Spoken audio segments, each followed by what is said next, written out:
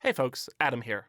Uh, Today's episode is coming out in the midst of the ongoing writers/actors strike, and I feel like it would be irresponsible for me to talk so much about the behind the scenes of how the sausage gets made, the realities of creative work, without expressing solidarities with our brothers, sisters, and everyone else involved who are actively fighting for better working conditions for everyone across the industry. Our thoughts are with you, and we are hoping for a better future for everyone involved. Thank you.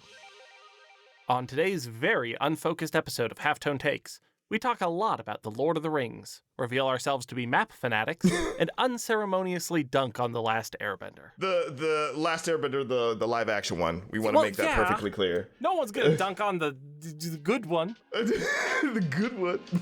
It'll quench you.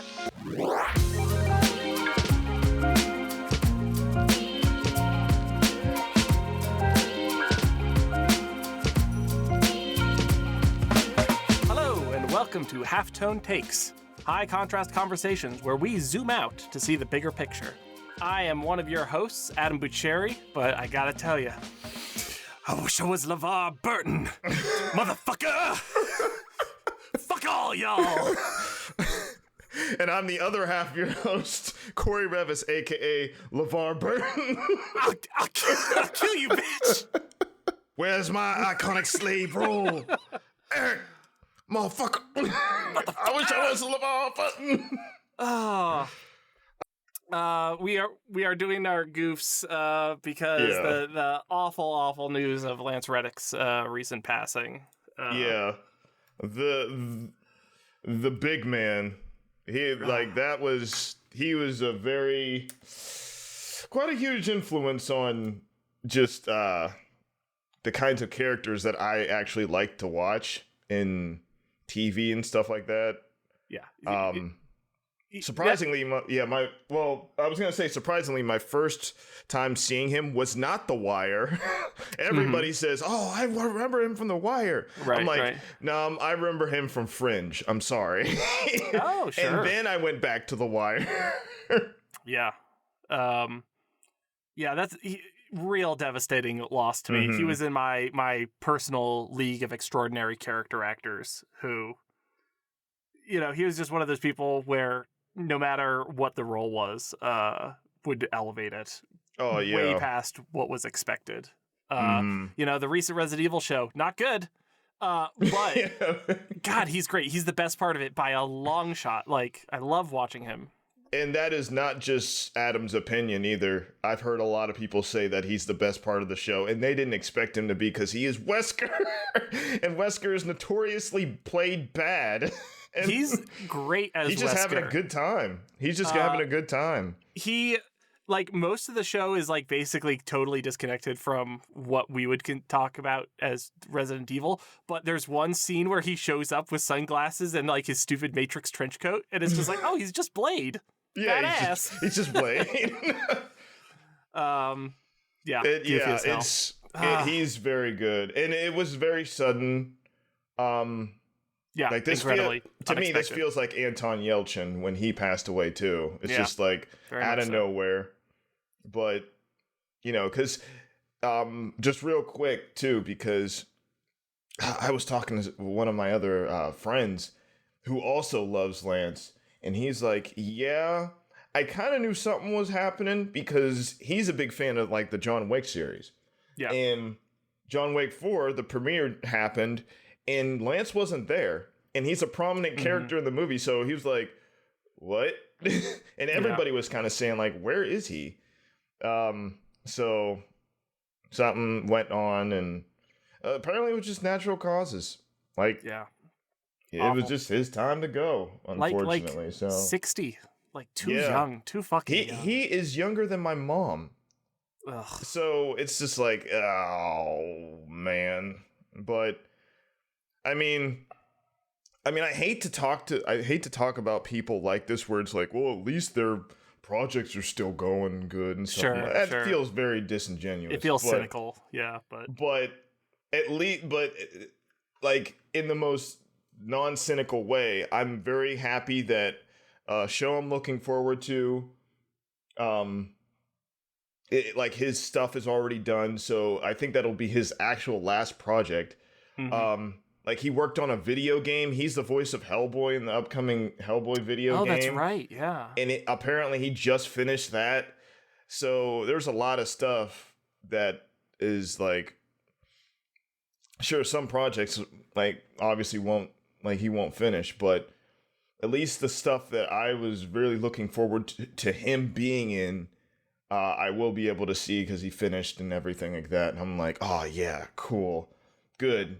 One last hurrah type thing. It is difficult because you don't want to come across as cynical and just, the only value that this person has is like them. Is their job. Their job. Like, and by all accounts, he seems like a genuinely good dude. Oh, he was awesome. Like, I followed him on Instagram, so I always watched his stuff, and he always talked about his dogs and everything. Mm-hmm. And he was very, like, I heard he was, like, when people met him in person and stuff, he was very kind. He's very funny, apparently. I mean, if you watch any of his other shorts, like, he's hilarious. His comedic timing is ridiculous. But everybody, he seems like he always plays the serious characters, like the very, like not necessarily cold, but very, like, boss characters, like the ones that are authoritative. Authoritative characters. And yet people talk about it, he's always joking. He's always like, and he's apparently like hugely musical because he comes from a musical background. So I was like, oh man, I didn't even know that. I looked up a couple more stuff that I didn't know about him, and I'm like, oh man, yeah, he comes from a huge music background. He could play the piano, I think classically, and everything like that. It's ridiculous. I was like, geez, I didn't know this. Yeah. But it's very sad, but he left a great legacy, and I appreciate that, though. Yeah, absolutely. So pour one out for a real one. Yeah. Terrible loss. Yeah, Mr. Lance Reddick. That's is that the first big one of this year? Of this year, maybe. That passed away. That may be the first relatively big one of this year. Yeah. But yeah. Ugh. But yeah, so anyway, on that note, what are we talking about? I know. I know we're not talking about in memorandum stuff. But in the arms of an angel. We do have a show today. Today's topic is how the sausage gets made. And by that, I am talking about behind the scenes. I am talking about director's commentary. I am talking about Lord of the Rings. Okay. Yes, but I haven't gotten there yet. I'm setting terms. Talking just broadly, like documentaries, like all kinds of stuff that are about the realities of creative work. Mm-hmm. And this is a topic of endless fascination to me. Like, I have a genuinely bottomless appetite for this kind of stuff. And, we're going to talk about more in detail, but like part of this topic is inspired by the recent release of Double Fine's Psychodicy, the 32-part, 22-hour-long behind the scenes about the creation of Psychonauts 2.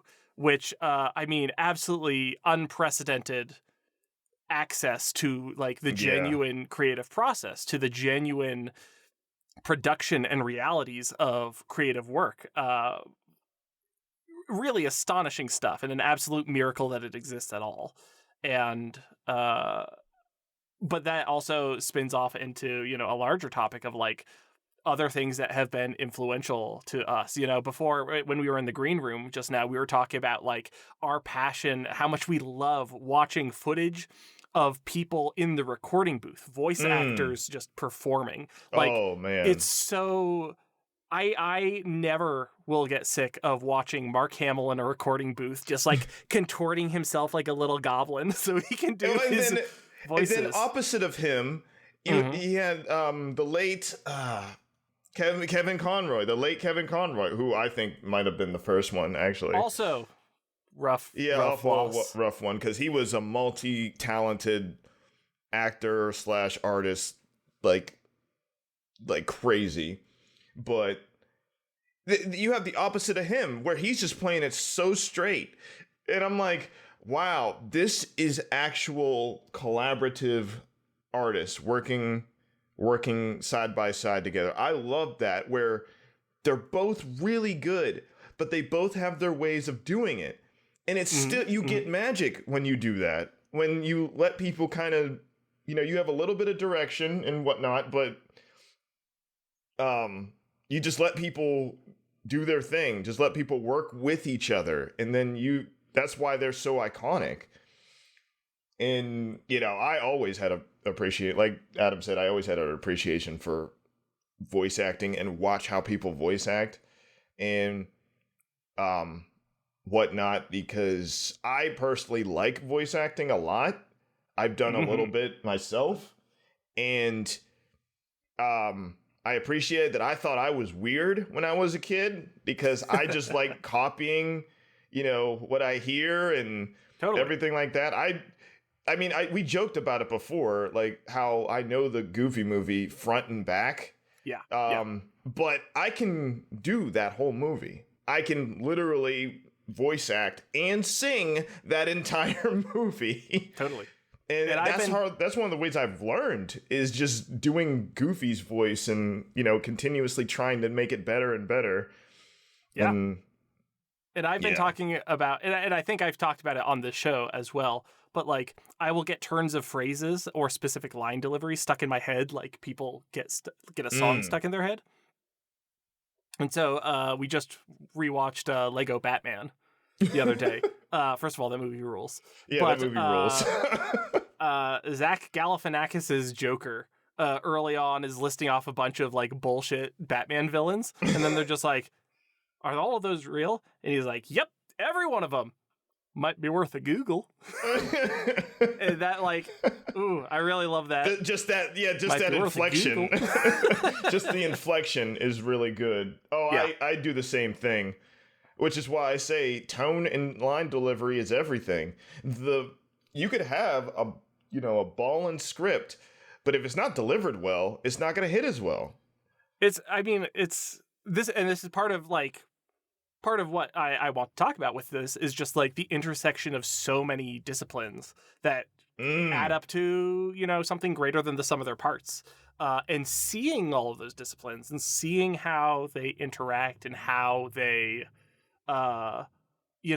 build off of each other is something that I just cannot get enough of. Like, I just love this shit. Mm-hmm. So, I appreciate that. Oh, I'm sorry. Go ahead. So for this episode, the 3 topic questions that I have are: what do we mean by this? Defining what I mean by how the sausage is made, which we are doing right now. What's your history with behind the scenes, and what ones are special to you? And I'm not going to formally structure this episode because I think these are just going to bleed into each other so much. I also like the idea of watching both big and small studios, totally full of creatives, make good stuff, because I know we love the underdogs. And so do I. I love, this is why I love Double Fine.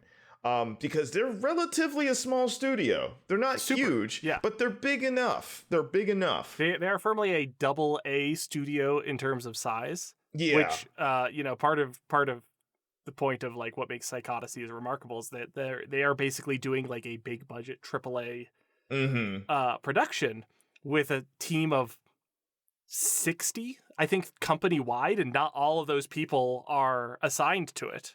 Yeah, company-wide, there's about 60 people in total, and not even all of them are working on it. Like, they have, bits and pieces. So, I mean, they're definitely biting off more than they can chew, in that, and you see it in the documentary. But, like, I totally agree that, like, the scale of a company and a production can be really significant in terms of how they approach it. For both big and small, yeah. I just like the fact that, because I know a lot of people love indies and they like to rag on AAA stuff. And this just proves that, one, it's making games is hard. Very hard. Making anything is hard, but making video games is hard. two, the only the reason why a lot of people, and this is, I mean, I don't know if anybody shares this sentiment, but the reason why I think that AAA's people get mad at them, especially me, is the fact that, okay, guys, half of the problem of making this stuff, and I'm talking 50%, is not the creative process. It's budgeting. It's money and that kind of red tape and everything, which AAAs have all of that in spades. They have through ways to get that stuff done faster. Yep. And yet, so you could put more of your creative budget, I guess, into actually the game. So that is why I'm like, okay, guys, why are you doing this? You should at least have a decent game, not a bad one. Yeah. Why does it feel like this game is going to fall apart and stuff? Unless, of course, there's, drama behind the camera, which that's another thing that we could talk about. But totally. Because I think that's one reason why I like, at least getting into like the history of, for me anyway, this is the reason why I kind of like, behind the scenes stuff a lot, because I know 100% that everybody doesn't get along. The studio always tends to interfere, regardless of the product that comes out. The studio loves to interfere. It doesn't matter how much power the studio, or I should say the network likes to interfere. The studio, doesn't matter how much power or influence anybody has, there's always going to be a poke. It's like, hey, you should probably do this. Hey, we're going to throw in this. Just this little thing. Totally. It's going to work, believe me. We talked to focus testing and they said this. Yeah. And that's another thing we could talk about is how reliable is focus testing / giving people previews of the general audience. Totally. Because that's always something that's been a lot of very interesting to me too, is, okay, if you give people a preview of anything, games, movies, TV shows, what have you, is that truly gonna be, does that give you a good idea of how receptive the show is going to be? Or should you always just test it with your focused audience, if that makes any sense? But also, like, how do you select who you test it with? Yeah, that's kind of what I'm trying to get at. I'm sorry, I'm trying to articulate that, but I was like, I know what I'm talking about. But like, no, I think that's very fair, of just like, the fear that, well, if I just build this for focus tests, am I just building something that the largest number of people think is fine? Mm-hmm.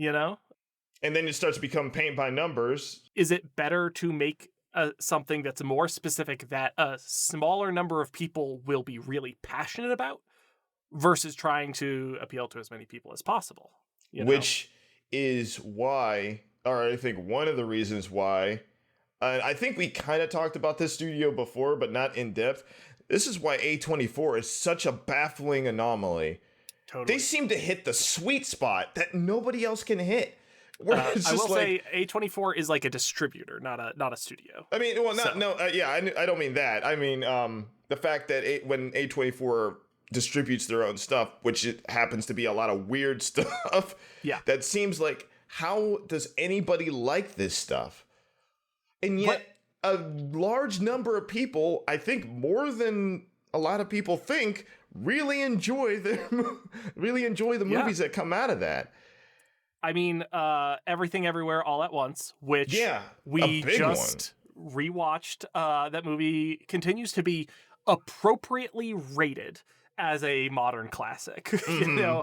A lot of people, it's like, this is overrated. This is underrated. It's like, no, Everything Everywhere is appropriately related as being a very special movie. And I'm glad it's gotten as much recognition as it deserved. That is A24's like biggest budget, not biggest budget, but like biggest box office return. Yeah, that's biggest box office return. Like their biggest hit. and it made like 100 million. Yeah. And when you really think about that, I'm like, how? Like, how does a lot of people like this? Because it seems like this would just be very, very niche for martial arts heads, for sci-fi heads, for super character actor heads. Like, it's very specific. Got action, it's got comedy, it's got heart. Yeah. And it like, does it's a hard movie to pitch. It's a hard movie to like sell someone on. Yeah. And it's a multiverse movie, which people are already getting sick of. So it's like, the let's best be honest. multiverse movie. Yeah, but like, let's be honest. Sure. It's like people, because it's the best multiverse movie at the end of the multiverse run type thing. So again, you're pitching something that people are like, oh, you say it's good, but whatever. Like, how, like, and yet it ended up being that good. And then a lot of people saw it. And they're like, yeah, this is good. And I'm like, how do you like this? Totally. Like, you normally don't like this at all. And I'm like, that's an anomaly to me. And that's crazy. And I'm not saying that's a bad thing. I'm saying that's hard to replicate. But that's the thing that I'm saying is that, like, what makes A24 special, and this isn't behind the scenes, but I would love to see more behind the scenes of like how A24 itself operates, how they select projects, how they market. They're doing the thing that I've been saying studios should do for decades, which is like, you've got $100 million and you can either put it into one movie and then bet the entire bank, or you can make 10 movies and just see what happens. And that's what they're doing. And they're making all of these small, weird films that, like, maybe individually don't do like crazy returns at the box office, but they are special, unique movies that you can't get anywhere else. And there is a huge, huge value to that.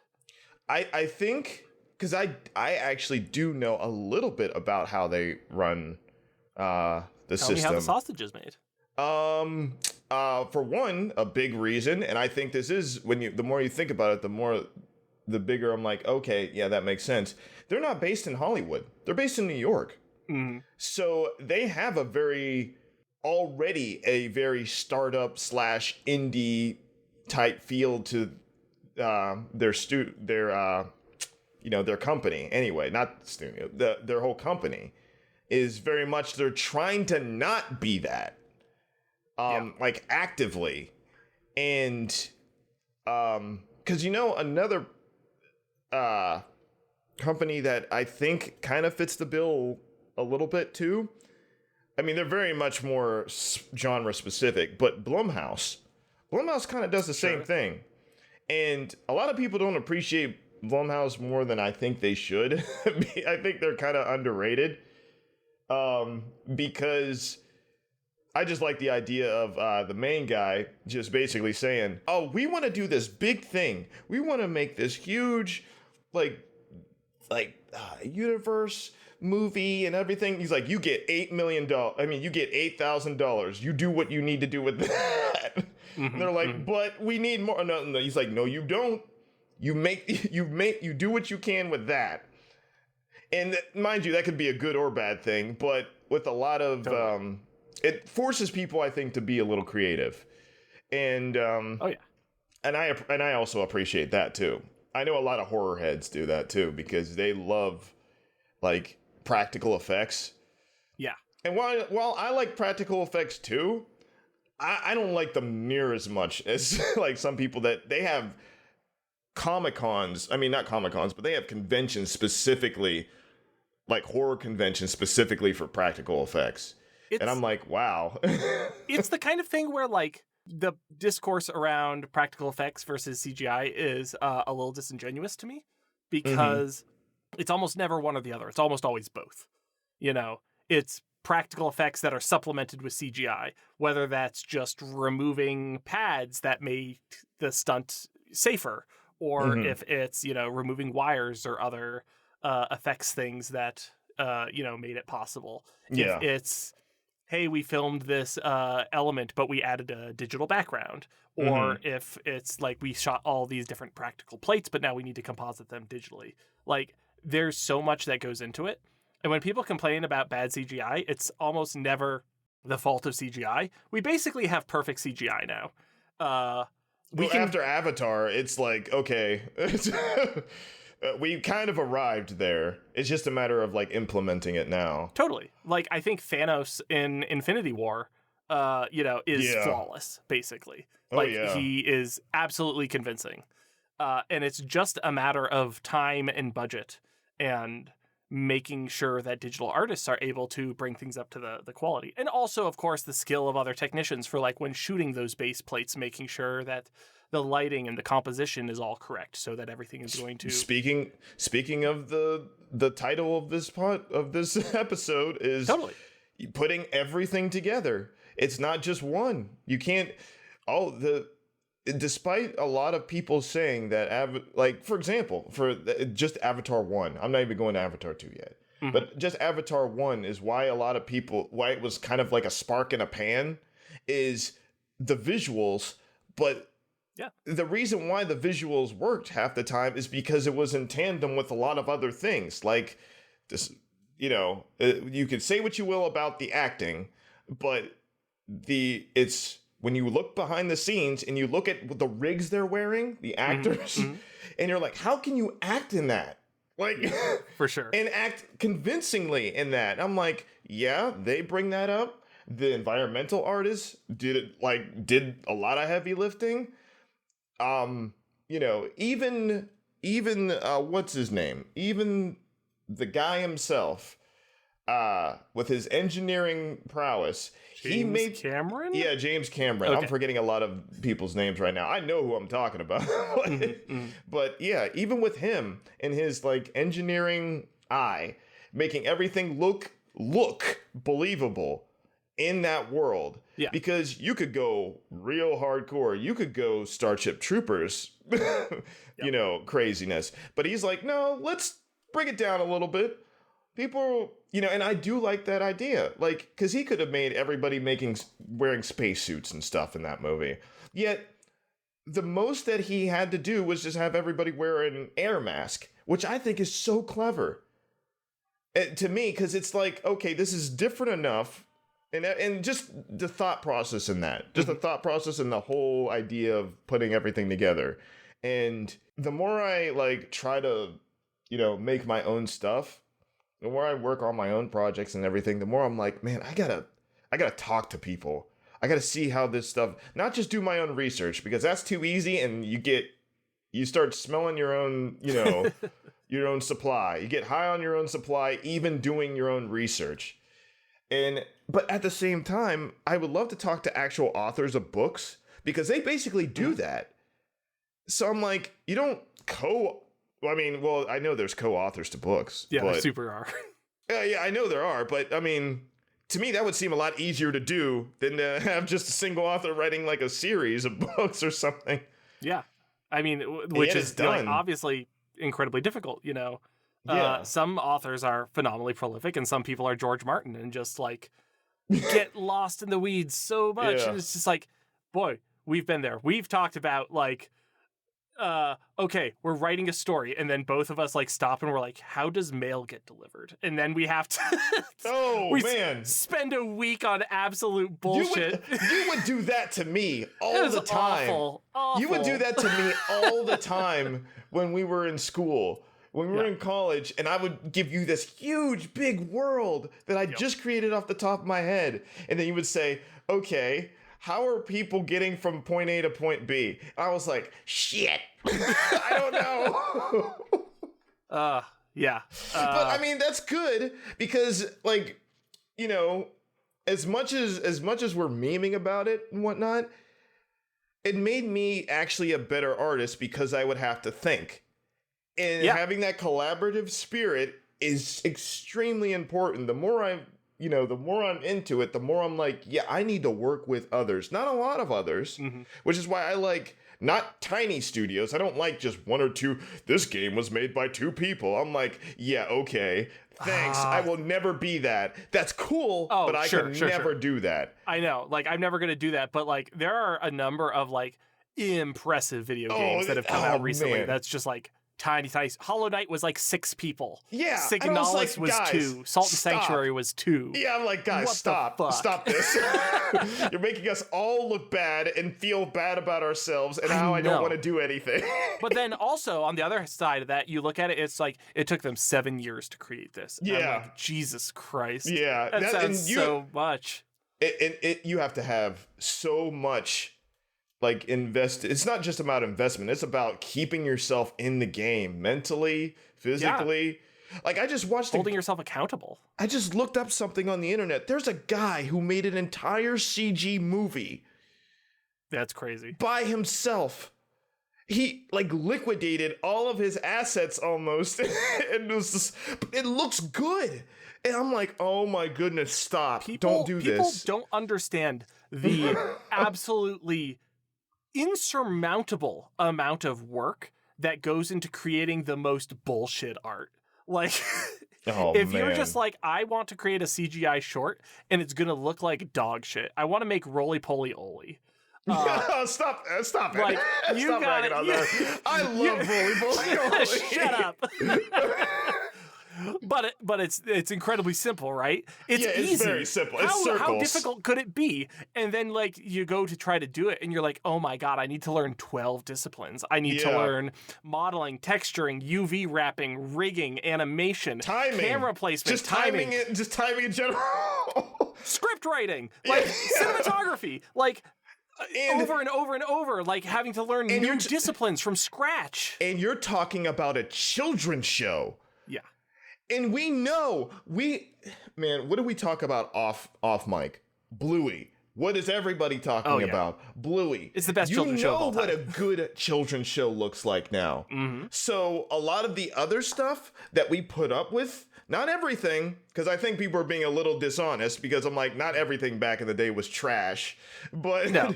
But compared to Bluey now we have the bar has been raised to where not a lot of things reach or surpass that bar now. Yep. And I'm like, okay, PBS, you were skimping on a lot of your stuff that you said was good, but let's be honest, you didn't put your heart as much as you could into it because, like I said, this is a children's show, and yet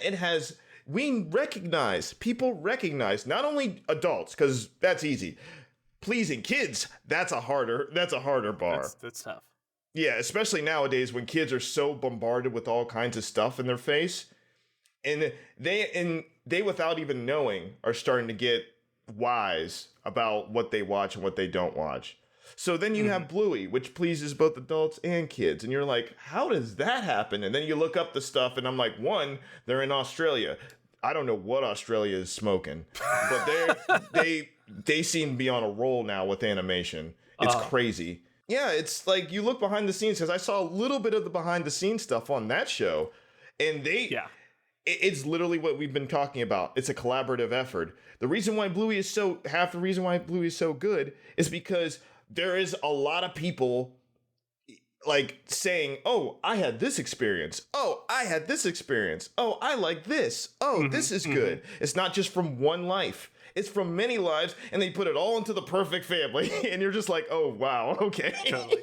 That's why it works. Corey, I do love that you're just like, why is Bluey so good? Number one, damn, they do be from Australia. Yeah, though. Australia. Australia, though. Yeah, I don't know. Bluey's so impressive on so many levels to me, because it does really thread that needle of like being for adults and for kids at the same time, in a way that like Shrek does not, where it's like mostly kiddie bullshit, but then every once in a while they're just like, haha, the bad guy's name is Lord Fuckwad. Like, sure, of course, okay. And it's kind of funny. We joke about that, but man, that's funny. Like the first one is funny. It is funny. Like, I'm not saying that it's not. I'm just saying that like it doesn't thread the needle of like equally appealing to kids and adults. Like the DreamWorks thing for a lot of years was like mostly make a movie for kids, but then throw in a joke for dad. You know. Well, I mean, before that, I would say like recently it's been like that a lot. Before that, during like the first Shrek era and everything, it was mostly adults making fun of Disney. Like like it was geared a little bit more towards adults, and it was animated, so people thought kids could watch it and get all of their stuff. Not saying that kids couldn't watch it and be like, oh my goodness, shield your eyes type thing. No, kids just wouldn't get a lot of the jokes because it would be over their head. But now it's definitely gone towards that whole, it's mostly kiddie stuff with, a couple. You know who does that a lot? The people that made like the Minions and Illumination. Yeah, Illumination does that a lot. Accurate. And that's unfortunate because I'm like, Illumination, you don't have to do this. And they're like, yeah, we do. We can't make money unless we do. I'm like, nobody wanted the Minions. Nobody wanted that movie. The box office would say otherwise, yeah, apparently. I know, exactly. I don't know. It's just like, oh, why? Guys, please. I know. And that's, comes down to our, like, art versus market forces thing again. Yeah. Where, like, that's fine. It can exist, but, like, I just don't want to be involved with it. Well, here, let's build off of that, though. Not in that direction, but marketing. Marketing and making in the behind-the-scenes marketing. Sure. I want to throw this question at you. What is appropriate for that? Because you can't you have a good idea. How do you market it? Because you have to market it somehow. But, how does something like, for example, how did something like Signalis just market their game? Or did they just put it out and say, I hope people watch it? I mean, I hope people play it. Yeah, that's a great point. Like they certainly... Indie video game marketing is something that I have more of a finger on the pulse of because I'm not on Twitter anymore, but I was on Twitter for a while promoting my own work in progress tabletop games. And there would certainly be tons of YouTube channels or Twitter accounts for work in progress games. And they would have things where they're sharing screenshots and they're sharing GIFs and they're sharing concept art and showing the development of the game as marketing. Like the behind the scenes was the marketing. Yes. Which I think is really cool, especially for small studios, for small budgets, because you're not able to... You can't hire Blur to make a trailer for you, you know? You've got to rope people in with something else. And for a lot of people, me included, like... seeing that process of the process of becoming, where it's something that is rough and weird, and then it turns into something concrete. Like that's a fascinating process. That's something that I love doing. Lilith Walter, who made the Bloodborne PlayStation remake, is incredible, like very good, very regular at giving behind the scenes updates and showing the work in progress. Both for Bloodborne PSX and now for Bloodborne Kart. Yeah, Bloodborne Kart. Just rules, just kicks ass.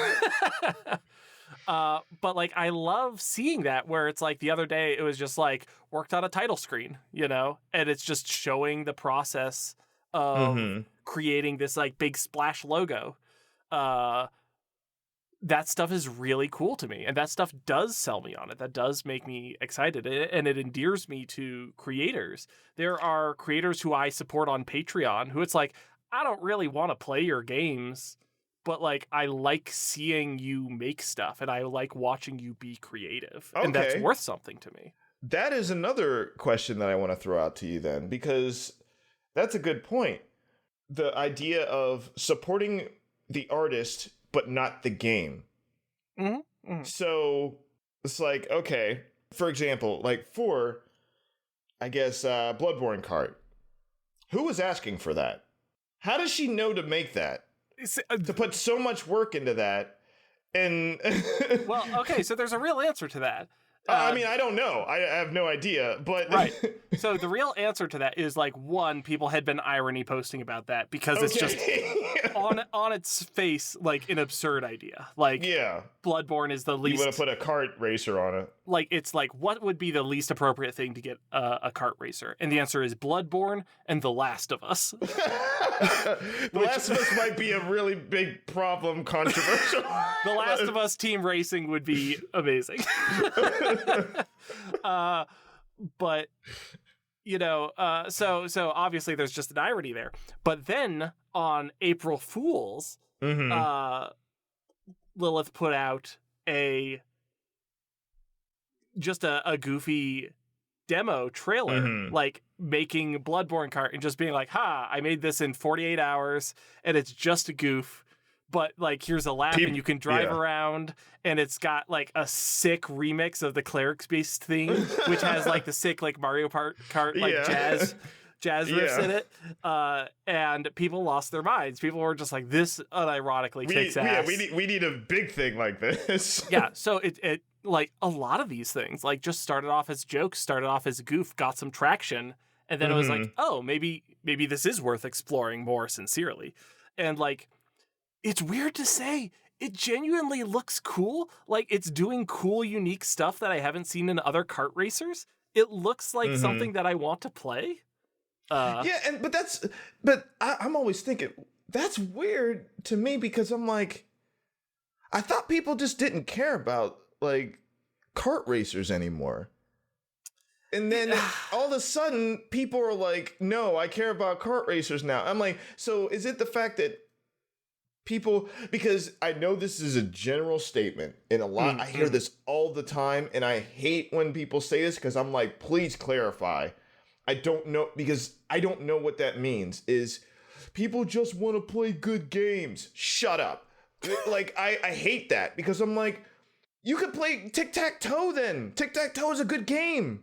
Why do you think people keep making the same digital chess games? Chess 2.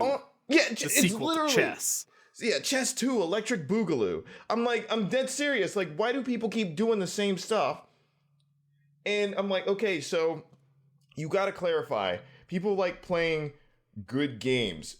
Okay, that's fine. But then, you have remakes down the rabbit hole. Mm-hmm.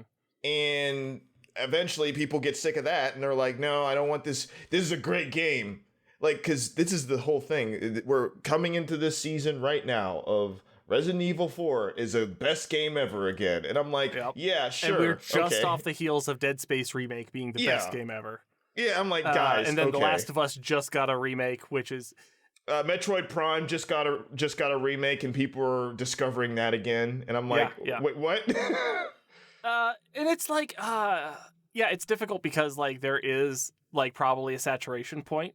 But when people talk about, like, so-and-so is dead, like, kart racers are dead, adventure games are dead, what they actually mean is, like, there hasn't been a big budget mainstream success of this in a while. So it's just like, AAA horror is dead. And that was kind of true for a while in the sense that, like, nobody was looking for it. After Dead Space 3, like, between Dead Space 3 and Resident Evil 7, it was pretty slim pickings as far as, like, the AAA, but like that doesn't mean that the genre went away. People, sports games are dead, and then the Tony Hawk's remake came out. That's a sports game, like, and people are like, I don't like sports games, but you like this game. Shit, I like shit, I like sports games now. I mean, and I've always had, like, I don't want to say a problem with that, because that makes. I guess this is partly because, like, of how I felt about certain games. Like, for example, circling back to Double Fine and Psychonauts, which is one of my all-time favorite games ever, like top 5. And that's a platformer. That is a straight-up platformer / collectathon almost. And people were like, hardcore, I hate collectathons. And I'm like, they can be good. You just gotta have a good thing like they just did. And they're like, no. I'm like, and then Psychonauts 2 came out. And I was like, see? Yeah, so I mean, like, it almost is never, like, the genre as a whole. It's just like, we haven't gotten a really exceptional version of this in a while. Speaking of which, we need breaths of fresh air, and that is going straight into Breath of the Wild. That's why people are like, "Oh my goodness, Breath of the Wild is so good," and I'm like, "Yeah, sure," but it's also like it's a very, very fresh take on Zelda, and I think that's what was needed after, like, several, I don't know, 100 games on Game Boy. Zelda Game Boy. I love Minish Cap, and even I was getting really sick of it with Spirit Tracks. So give me a break. It's Yeah, I mean, it's again, like, Zelda games never went away and they never stopped doing their thing, but like they did Yeah. change kind of what they were about and what experience they were selling. Mm-hmm. And then Breath of the Wild being like, this is a game about exploration and discovery, first and foremost. Like Mm-hmm. that was very appealing to a lot of people, Oh, including me. sure. You could go fight Ganon right now. Just go over to the castle Yeah. and kill him. And you know, you got the speedrunners who are like, okay, Yeah. and just do it. I mean, that's what I was gonna say is like, watch a speed run of Breath of the Wild. It rules. It's amazing. It's amazing. I'm like, how do these people figure this out? There's a wonderful animated short, which is like an animated Breath of the Wild speed run. Oh, you're talking about Terminal Montage, right? That's the one, yeah. I love Terminal Montage stuff. I love him. He's so great. But Breath of the Wild speedrun specifically is so great. We're just like at the end of doing like this insane shit. It's just like, Link, what the fuck was that? yeah. No, I love like the guy, I forget, like the king or so. He's like, what is he doing? Holy hell! Yeah, exactly. Oh man, just go watch that, guy. Like, people out there listening, go watch that. It's very charismatic and like. And the speedrun has moved on. It doesn't look like what the speedrun looks like, but it's what the speedrun used to look like, and it was very accurate at the time. Oh, it was really funny. I love him rolling through the shrines in order to get to the elevator faster. It's so good. Yeah, but I mean, this is this is why I really the creative process that all of this goes into for, you know, just all kinds of games, genre games and all this kind of stuff. I love the fact that we're starting to see all different types of stuff. Yeah. Because, you know, it gives people like you and me and all the other creatives out there that are just budding or trying to do something unique, trying to do their own thing. Mm-hmm. And it gives you like some hope that it's like, no, you can, people are out there and they're going to like this stuff. Like, I never thought that, like, we were talking about this a little bit beforehand. It's like, I never thought that, like, the whole Mega Man genre was going to come back, because people were, after Mega Man 11, people were like, okay, that was cute, but okay. And then you have some of these, like, but then smaller... the mighty number 9 dropped. It was the biggest game of all time.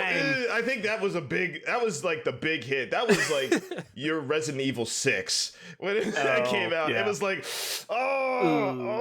ouch, this is not what we wanted. And then, you know, that other game came out, like the smaller one, and then I'm like, wow, this is exactly what I wanted. And they just put a couple little new things in there to make it fresh, in a hot soundtrack and everything. And I think that's what Resident Evil did. The Resident Evil 4 did.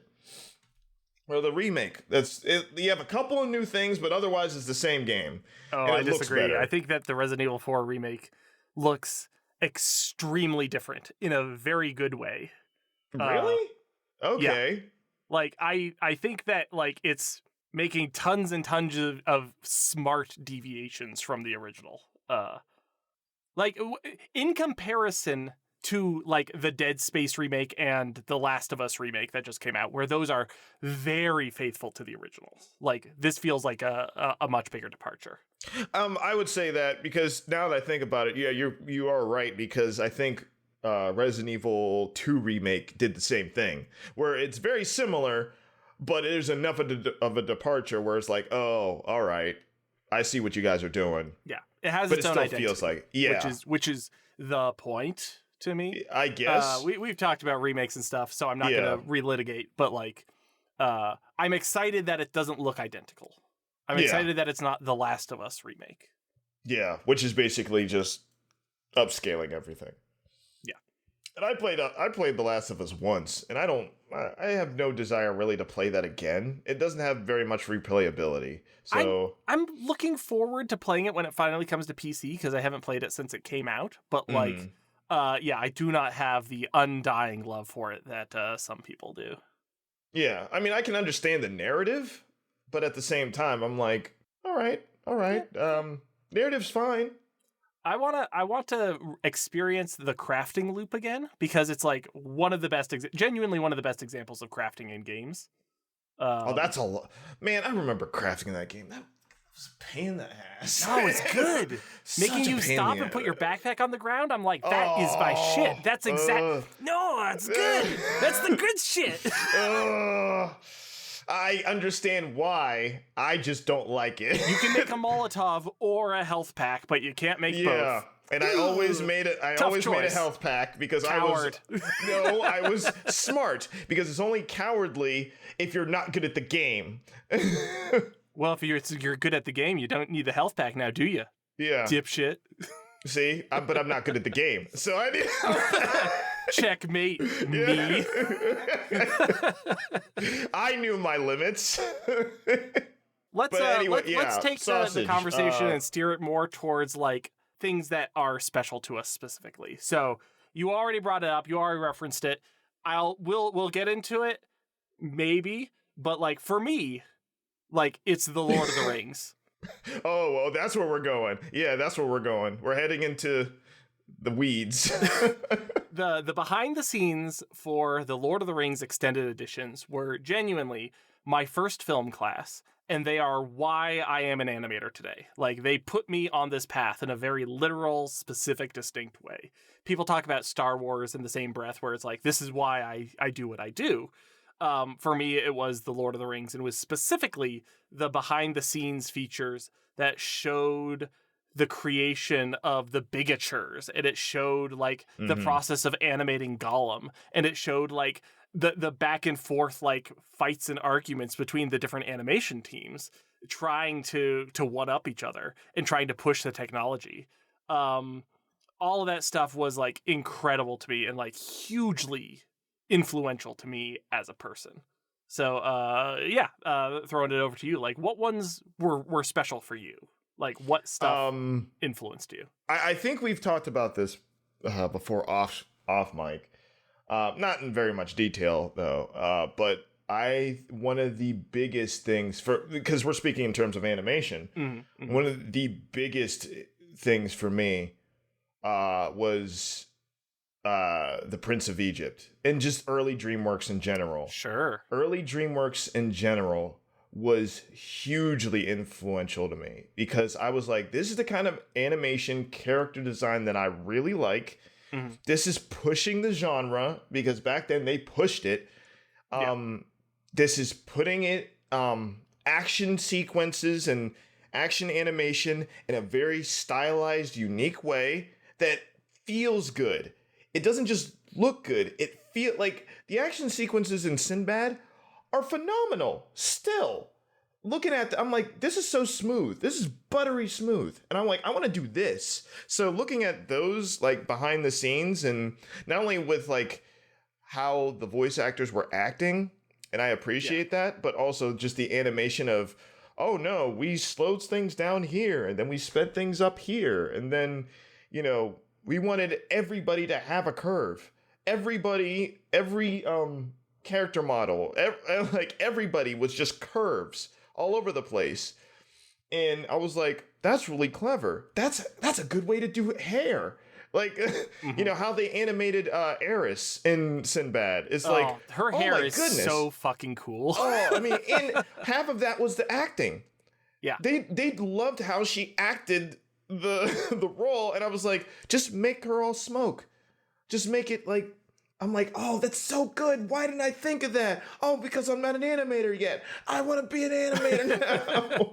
And it's like, stuff like that. And like I said, Prince of Egypt was a huge one because it was, I liked one of the biggest things with that is not only the voice acting, but the music in that movie.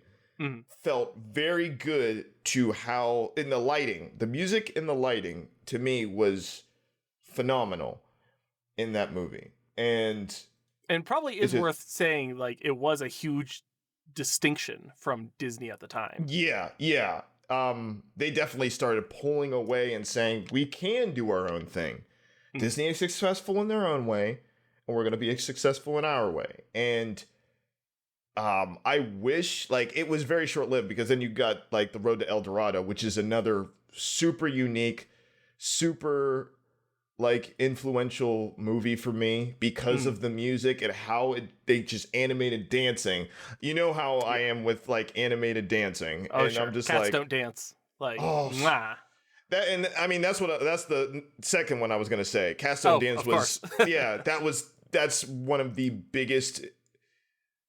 Like it's my top five, one of my top five favorite animated movies, just movies in general of all time because of how unique it was.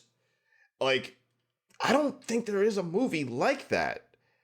Like, I've seen like people try to do that, but like for recently, The Bad Guys that just came out, where it's like animals and humans just doing stuff and not even thinking twice about it type thing. I appreciate that in movies because it's like throwing that kind of logic out the door, but that's not the most important thing, so don't worry about it type like issue. And I appreciate that. But just the amount of movement in Cats Don't Dance, which if you haven't seen it, audience, please go see that. For filmmaking in general, just go see it. It's so breezy too. It's like 80 minutes. It's like it's so, such a snack. Yeah. But it's a healthy snack. It's a super healthy snack. It's but like just like the movement. Oh, the movement in that film is fantastic. Nobody stops. If you watch that movie, nobody stops. Everybody's doing something. And I'm like, and doing something pretty on par with their character too. And I appreciate that. I'm like, this is so good. And just like I said, I'm big into action lines and curves and everything. And everybody has super solid action lines and poses in that movie. Yeah. And that's something that I talk about all the time, like specifically with game animation. Like I'll be watching game animation, I'm like, man, this looks cool. Posing is not that strong. How is the silhouette? They need to push the silhouette. I talk about the silhouettes constantly. How is the silhouette? You're talking to fighting game guy. So I'm like, that is everything. Silhouettes are everything in fighting games, especially 2D fighting games. So I was talking to my friend Moon, shout out to Moon, and talking about just like how important silhouettes are. And like really, really important. It's like silhouettes and posing, strong posing. Yes. Are hugely important to the visibility and readability to it. And like, I don't know if I was explaining myself poorly, but he was just like, I don't know about that. And I'm like, I will dedicate my life to making you see this and see how important it is. Like, it's important. It's extremely so important. And that's like with even like live action stuff. It's a little easier, but it's still. You don't want anybody being stiff. You can look stiff real easy. I don't think people realize how stiff you can look real easy, and you think you're being, really loose. All right, listener. I know that you've got headphones in while you're walking to the grocery store. Walk normally right now. Walk in a way that's not weird. Instantly walks now weird. You're overthinking it, aren't you? Now you're fucking it up. No, you can do that with anything. Hey, take a box off the shelf. Normally. Yeah.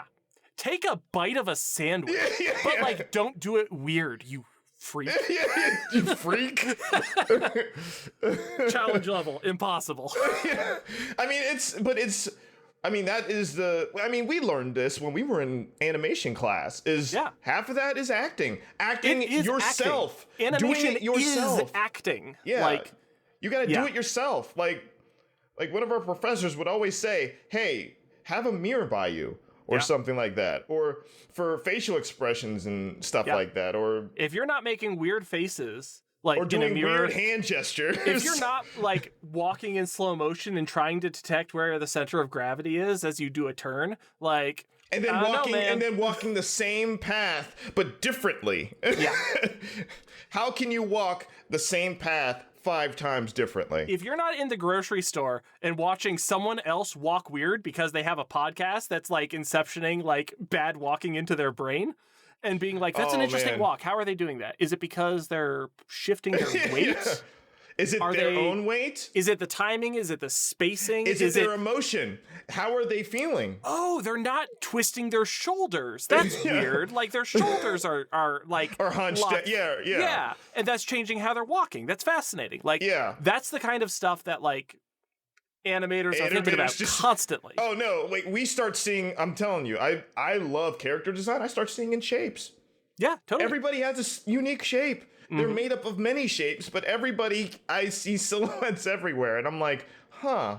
Totally. I can draw that. Yeah.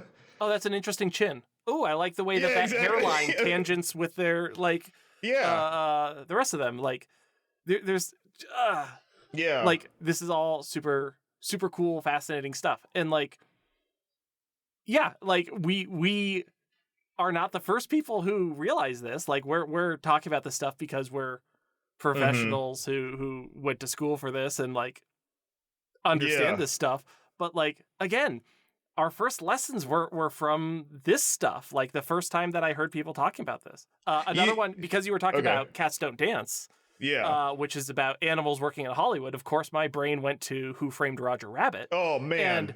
And every bit of behind the scenes about that movie is fucking wild. It's wild.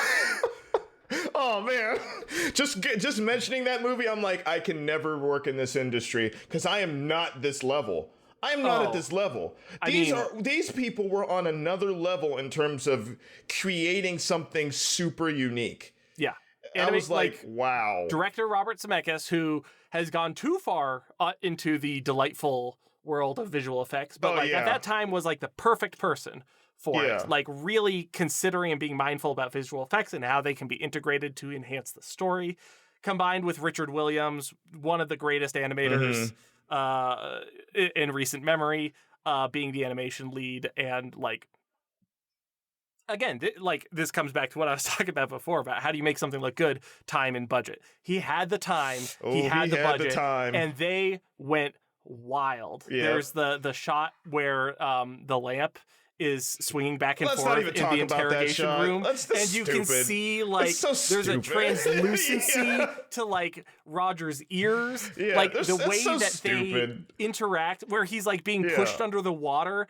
and it's like you have the actors interacting with props, and there's like a gun floating around, and then the sink as like air hoses that are spraying water into his face, and it's crazy. And then seeing the animators then take that and match character to it and make it into a performance is the craziest thing in the world. Like, it's so involved, it's so technical, and the whole time you're dealing with this incredibly difficult problem, all these difficult problem solvings, you can't lose sight of story or character. And it's like, that's so cool. And you know what's funny about that? And this may sound really weird with the example I'm about to give, but that movie that wasn't, now mind you, that wasn't the first movie to do like that kind of work, like rotoscoping or what have you, or not rotoscoping, but that kind of animation and live action stuff together. Yeah. But that movie walked, crawled, scraped by so something like Space Jam could try to run. And like I said, that's weird. I think that Roger Rabbit ran so that Space Jam could. Like I said, I'm not meaning that specific movie, because we have other better examples. But everybody remembers Space Jam as being a great romp. If not, it's not a good movie per se. No, but I think half of it is because Michael Jordan can't act. But it's a bad movie that is tons of fun. Yes. If you're in the right mood for it, like Space Jam is a great something time. like, for me, I think Osmosis Jones is way better. I know a lot of people, they have mixed feelings about that movie.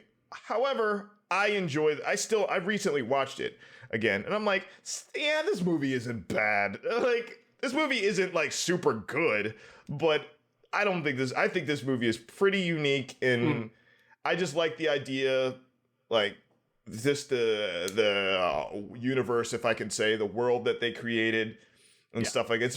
I think it's very unique for doing that type of, animation style or animation in general, just live action animation, putting it together. And I'm like, okay, that's cool because it's technically not being in there at the same time, but you still have that, I guess marriage, for lack of a better term. Yeah, you have of an doing both at interaction once. between the physical and the animated world. Yeah. Because then you have stuff like Monkey Bone, you're like, ugh, or, I feel like I deserve to, I need to watch Monkey Bone because yeah. I watched You the haven't trailer watched Monkey Bone before? No, I watched a trailer for it recently, though, and I'm like, this is demented and might be very interesting, even if it's not good. It's not good, but it's very interesting. It's I wouldn't say it's bad, though, either. It's just,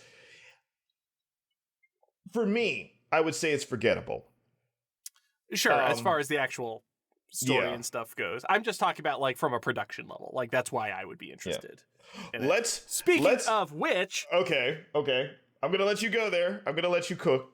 Okay, put on your Black Dynamite conspiracy oh, no. face. As we all know, Monkey Bone was directed by Henry Selick. Henry Selick also worked on Coraline for Laika Studios. And the Laika Studios behind the scenes are world-class shit. Boy. Laika, boy. I love watching... Laika knows that what they do is fascinating to watch. And hard to do. their post-credit sting are them just showing off their phenomenally impressive rigs and puppeteering. Yeah. Like, when you get to the end of Coraline and they show those, like, the mouse, the mice dream, the coolest shit in the world. You get to the end of Kubo and it shows the giant skeleton. I was just about to say that. The giant skeleton in Kubo is what's so super impressive. I was like, this is amazing. I didn't know it was this big. And they're like, yeah, this is this big. Enormous. And they're making it look good. And I'm like, man. Oh, man. Like, one of my favorite behind the scenes, by the way, for speaking in terms of, Laika, is Paranorman stuff. Yeah. Underrated. To me, that's super underrated. I love that movie. But the behind the scenes stuff in that, doing lightning and doing like those kinds of effects in stop motion is brilliant. Effects animation in stop motion is the coolest thing. I'm like, this is really cool. I know. And, like, I'm an animator, and I like to be able to, like, pick apart visual effects and be like, how do they do this? Okay, I mostly get it. For most visual effects, I mostly get it. Laika does black magic, where it's like... Yeah. That's a stop motion mindset. Yeah. I don't think I ever told you this, but I talked, like, obviously when we were still in school... But I talked to Brad about, like, I had a long conversation. I forget what I was in his office for, but I had a long conversation about what he did in stop motion, because he's a stop motion, like, specific. We're talking about our college professor, Brad. Yeah.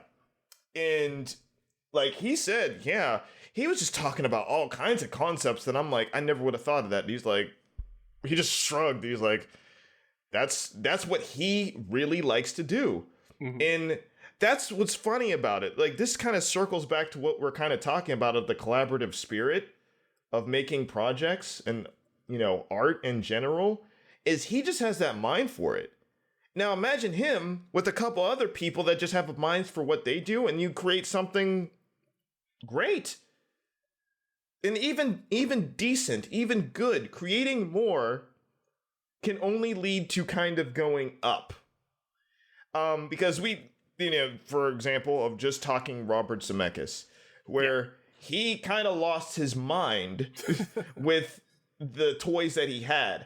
But to be honest, I don't think he's like, I rarely use the word hack for people because I'm like, no, people still have it in there. They just got lost in the industry, and that happens a lot. Totally. Like, even directors who I don't like, your Michael Bays and your Zack Snyders and stuff, they're not hacks. They know what they're doing. They're skilled, talented people. They're just making art that isn't for me, that I don't care for. Or art that they don't necessarily, like we were talking about before with Michael Bay. For everybody who doesn't know, Michael Bay was a music video guy. Yeah. he did a lot of bombastic music videos. Not saying that that can't produce good stuff, because we just have an example of that happening everywhere. Everything Everywhere All at Once was by music video guys. Yeah. So yeah, it can be good, and Michael Bay did do something that was good. You ever seen Pain and Gain? That movie is hilarious, and that is perfect for him. That is perfect for him. So it's not like it can't happen. They just need to, I hate to use this phrase though, stay in your lane. I hate to use that phrase because that means that you have to do only what people say you should be doing and not try to venture out and do new things. Because I got that forever. Like, even when I was well out of, college and stuff, actually doing legit freelance work and stuff, and people would still come up to me and say, "Oh, you're an animator," because this is when I was teaching, and I was like, "Oh, you're an artist. Oh, do you know that show, The Boondocks?" And I would immediately in my head roll my eyes in the back of my head. I'm like, "Yes, I know The Boondocks. It is good. I enjoy Aaron Magruder." But you know how I got into animation in the first place? Stuff like Bugs Bunny. Yeah. I enjoy old school Bugs Bunny and Tom and Jerry and all this kind of stuff like that. That's why I got interested. That's why I'm like, I could do that because, I enjoy this stuff. I think I could do it. Then I watched Justice League and I was like, yeah, awesome. I want to make something like this. And then, it just compounded on each other. We're skipping over, I'm sorry, audience, but we're skipping over one of the best examples of this that we're talking about right now. Avatar, The Last Airbender. You want to talk about crazy nonsense? I have every art book.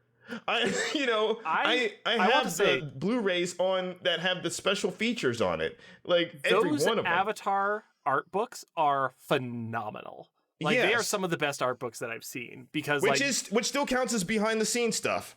As behind the scenes stuff. Like, that's all part of the thing. And I was about to bring up interviews with creators as well, because you're talking about like Chuck Jones, and like part of our philosophy is like Chuck Jones making Looney Tunes and just being like, we weren't really thinking about the audience. We were just making stuff that made us laugh. Yeah, stuff for us. And like hearing those perspectives, I'm like, that makes a lot of sense. Like that. Like, cool, of course. And like, yeah, you gambled that people would vibe with you, and you were correct. You were correct.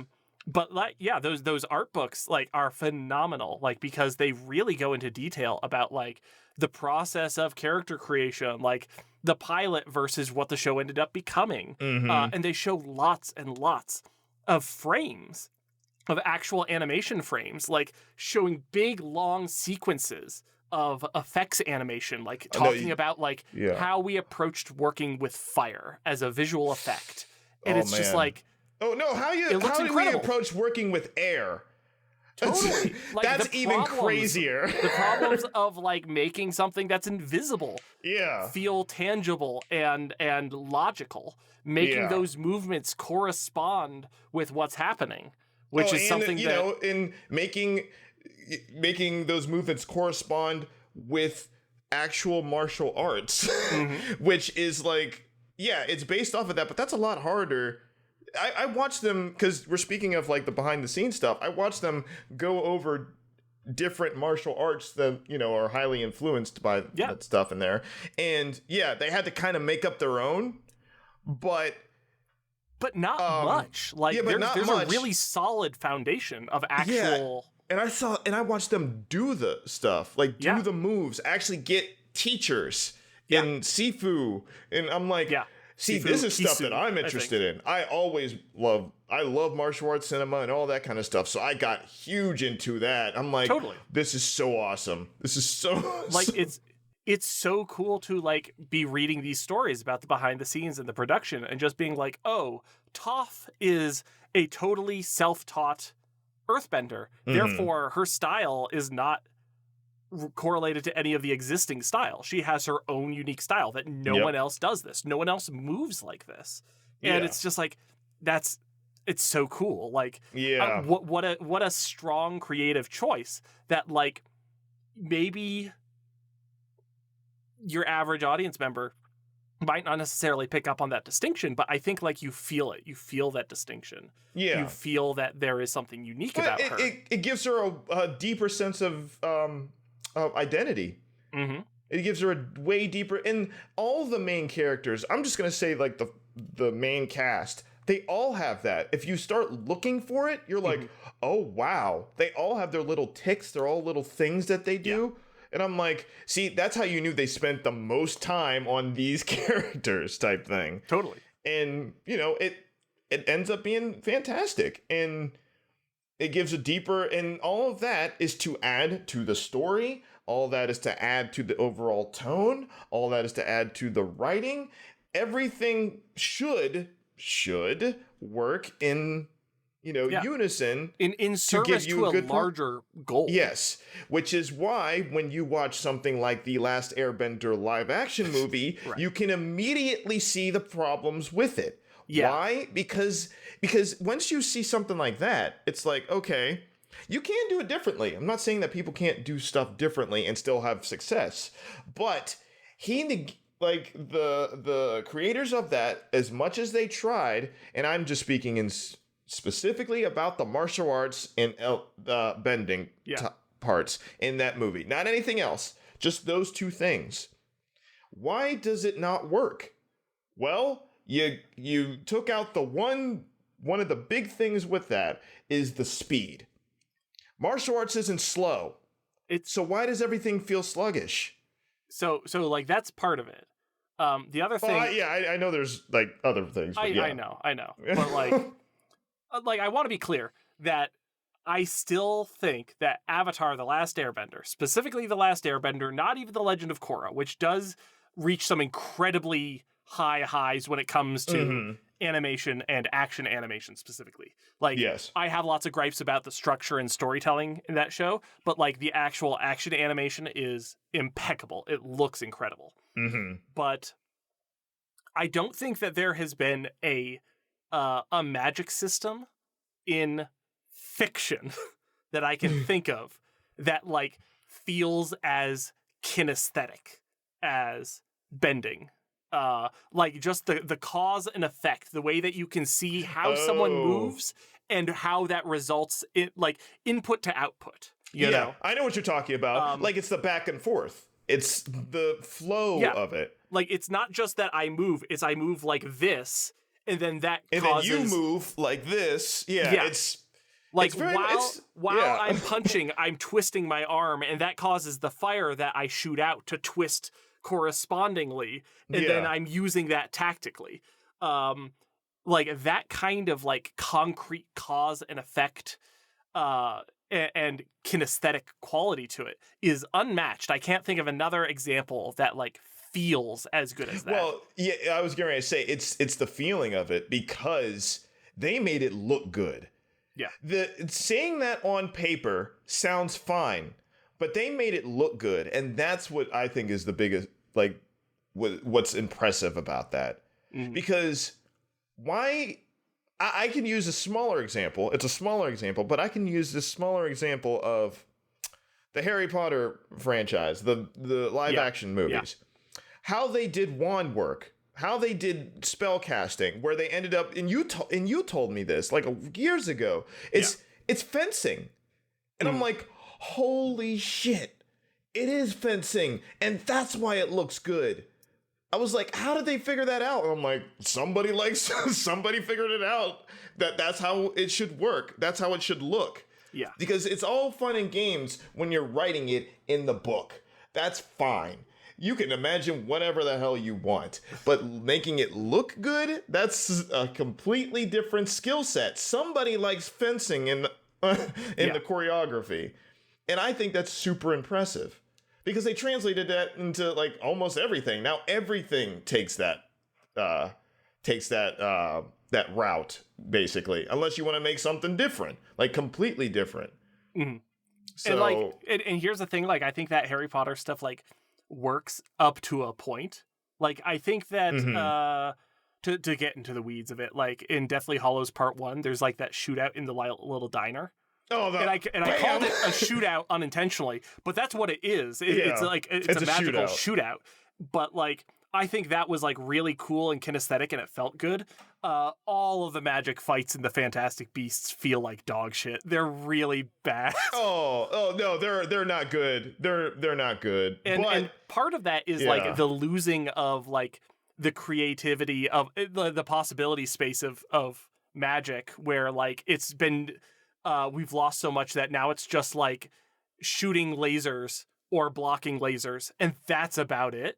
Yeah. But like both of us talk about how awesome the Dumbledore versus Voldemort duel in Order of the Phoenix is, because it's bending. It's doing bending shit. It is There's bending. A strong correlation between like the actions that they're taking and the results that are being output. And like that is so kinesthetic and cool, and you can see like the thought process. You can see someone being like, I attack this way, and then they're like, I will deflect this way, and then I will take that momentum and turn it into something else. And then that back and forth. But that's why people still talk about that, is that's one of the coolest parts of the entire franchise. Yeah. And it's so short. When you look at it now, that scene isn't long. But it's so it has a rhythm, and the rhythm is really great. It's like boom, and then he's like ooh, but then what I think is really great about that scene also is it shows strength. And strength, as in, when I say that, I mean it shows levels to this. Everybody else is playing at a smaller level. These are the two best of the best. So what more can we show? If you're trying to show that like these people are distinct, you have to show that they are distinct and why they're distinct, and why no one else is playing on their level. And I think that it's really successful. And I think that's one of the reasons why, like just going back a little bit to Korra, is what more can you do after a certain point? What looks more cool after a certain point? And it's the same thing with like something like anime does this a lot, like Dragon Ball Z. What more can you do after Spirit Bomb? Oh, for sure. Nothing. I mean, I've talked many times about like the vorpal flaw of Dragon Ball Z to me. The thing that like I can't really get past is that like the first thing that happens in Dragon Ball Z is Vegeta is shown blowing up a planet, and you can't escalate from there. Like that's as big as you get. Like after that, like, oh, I could blow up two planets at the same time. Who gives a shit? Else? Yeah, but I mean, the power level is too high. But anyway, enough about that. I wanted to get into one last thing, if it's going to be a one last thing. Because it's been on my mind and I wanted to say it, but we kept going, and it's something that you like too, but it's something that another really big reason that got me into filmmaking and animation in general is I was watching behind the scenes on The Secret of Nim. Sure. And they were talking about tone, and I don't know if it was that wasn't Bluth, was it? Yeah, it was Don Bluth. I don't know if it was him or one of the artists, but he was talking about listening to music to get you in a mindset. Yes. And I thought I was weird and I'm being honest to goodness, I thought I was weird for doing this for the longest time, because I would listen to certain music. I have a playlist on certain things that would give me certain visual aesthetics, basically, in my head. Oh, this track from this soundtrack from this movie is perfect for this scene and how this is framed and everything. And he said he did that, and I'm like, oh my goodness, I'm not weird. I'm actually in the right frame of mind for this. I thought I was the only one doing this, and apparently that's just a thing. People do that all the time. Totally. And I'm like, oh my goodness, music is a huge thing that got me into animation too. Because like I said, with the dancing and everything, that's great. But whenever I hear certain tracks from a lot of stuff, this is why I'll download original soundtracks real quick. if I like a good majority of the music. I have the Unbreakable soundtrack on loop half the time, and that is another top 5 favorite movies of all time for me. But yeah, I think that soundtrack is brilliant. I think it is absolutely fantastic because of the individual signals it gives with certain tracks in it, like the weightlifting scene / soundtrack track in that movie is probably one of the best musical scores, if not musical scenes, of all time, in my opinion. I don't know how they did it, where it's so uplifting, but it's so like cute and playful and like triumphant at the same time. And I mean, I'm sounding very ethereal right now, but this is how it made me feel when I watched it. And I was like, there has to be something to this. People had to have just known this type thing when they do animated stuff. And I'm like, and I see this and I'm like, wow, they do the same thing I do. And I think that's a huge deal. I think that is a big deal. Totally. So, but like beyond even like what makes it into the final thing, like I certainly relate to like, again, you're talking about it being like something that you heard confirmed by other artists who do this. Like every tabletop game that I've written, I've had like, okay, what are some songs that feel right? And it's like, you're trying to find the vibe, right? So when I make art, just in general, I am very focused on the reaction that I want the player to have, the thing that I want the audience to feel, and I try to bend all of my design in that direction. And so if I'm able to find a song that feels the way that I want it to feel, it's like, great, I'm just going to put this on loop. I'm going to absolutely fucking burn myself out on this. I'm going to get this song on loop. I'm going to find a 12-hour extended version and just listen to it for literally all day. Because I'm trying to like get that vibe, get that feel. And I think that's a real thing, like for creative work, especially when you're trying to do something that's as ephemeral as, making someone else feel a certain way. I think that there's a real wisdom in getting yourself in the right place, getting yourself in the right mindset, getting yourself in the right mood. And I mean, I do that all the time. And I continue to do that, like, to this day when creating my own like comic project, sorry. It's very interesting, like looping back to basically, the entirety of this whole podcast is very interesting to see how people create things in general, and just so many disciplines from all over the place, so many backgrounds, this is literally what people are trying to preach now, is the idea of we need more people at the table, different people at the table, the creative table, because you make good stuff and it sounds very generic. It sounds very like kumbaya-ish. And yeah, I get it. However, stuff that you generally like, older stuff, like for example, everybody seems to love Justice League Unlimited. You know how many different types of people worked on that shit? Just two. I've answered the question. No, there's like hundreds of people that had, and it shows in the work. There's a reason why that show resonates with so many people, in so many different backgrounds and stuff. And that's a superhero show. So it's an action-oriented superhero show. So that says a lot. And I'm like, yeah. Do you wanna do your own thing at the same time? Yeah, sure. Because you are allowed to have like be in your own genre and stuff. Like look at Steven Universe. That is very clearly in its own doing its own thing. However, it's very unique.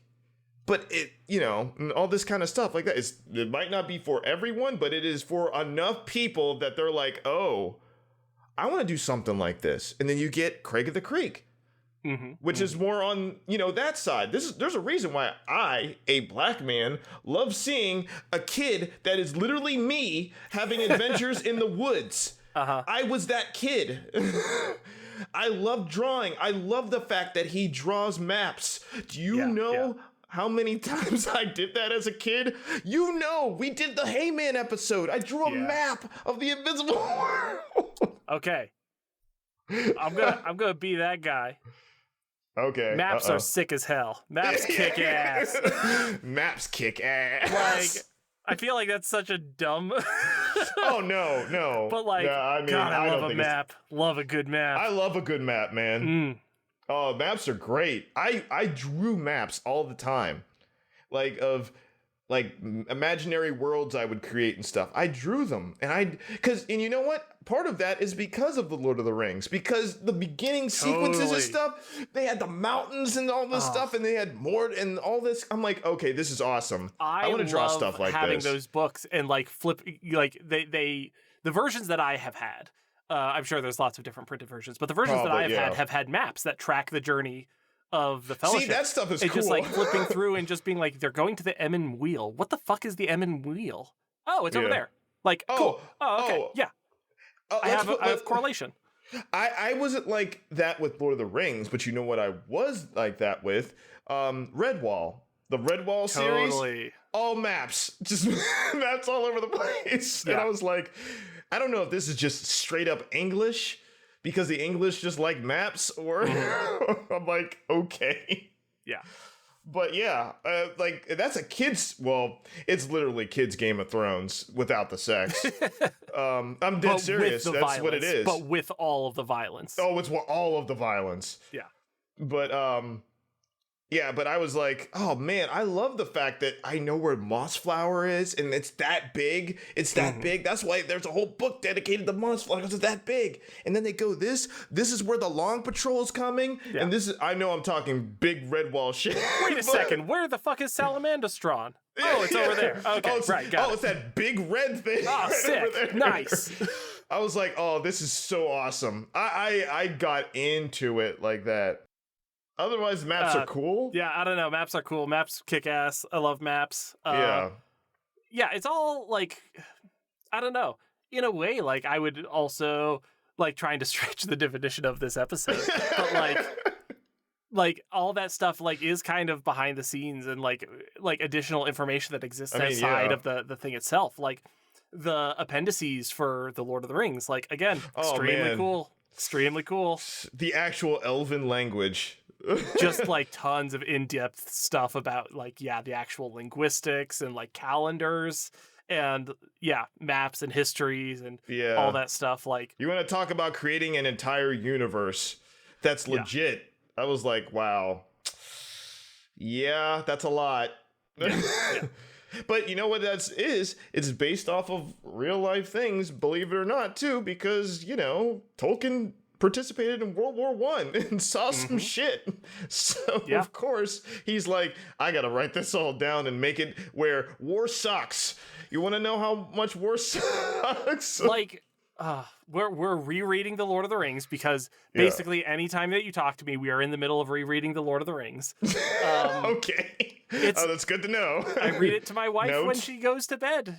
She falls asleep listening to me read the book to her. Who? My wife? Oh, I thought you said the cat. Okay, never mind. Oh, boy. Yeah, I do love reading to the kitties. Let me tell you, they are easy to please. But no, I that's often my wife has a hard time going to sleep, so I read to her. And that's basically actually really we reread cute, The Hobbit. That's super cute. I know, I'm adorable. But we read The Hobbit and The Lord of the Rings, and then we maybe sneak something in. It's let's get some Ursula Le Guin in there. Let's get some David Eddings or some shit Dr. once Seuss. in a while. Not Dr. Seuss yet. But you never know. Hop on pop. Hop on pop. Do it in different voices. What did pop? do to deserve this? No, I was about to say, like, yes. Read it in the most dramatic voice ever.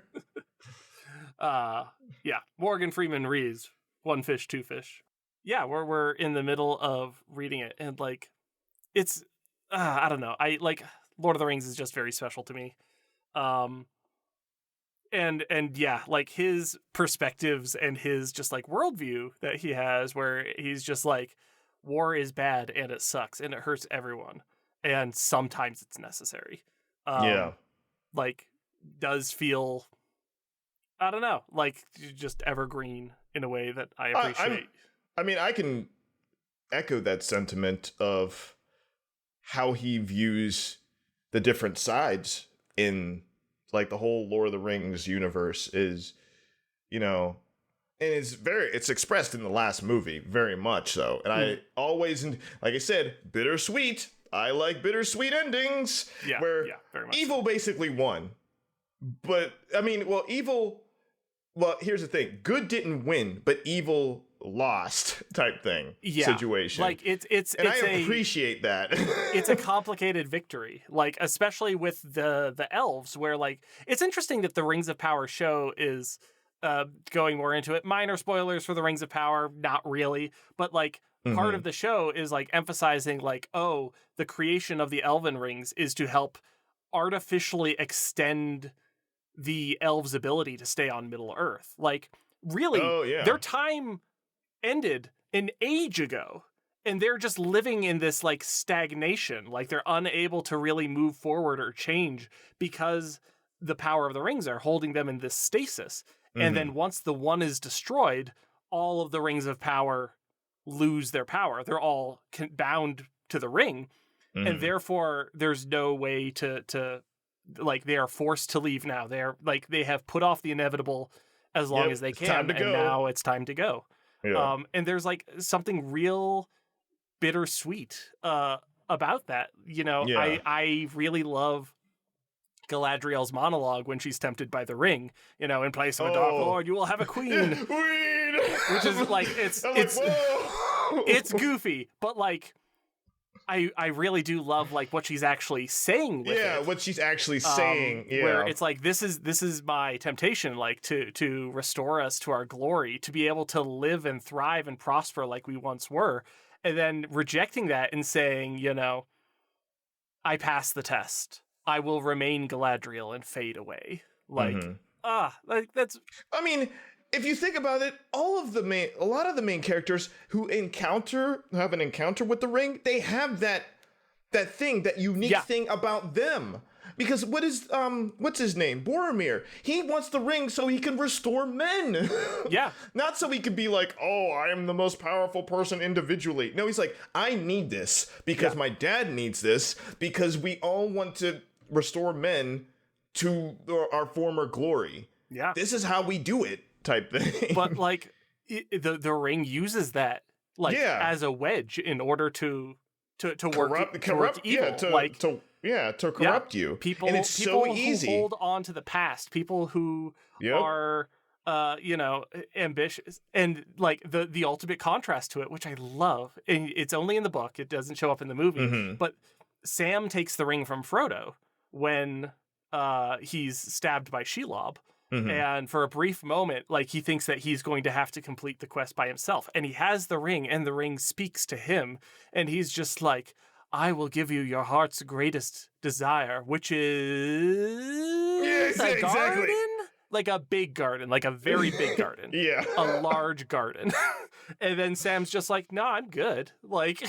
And this is why Sam is the best character. He's so great. Like...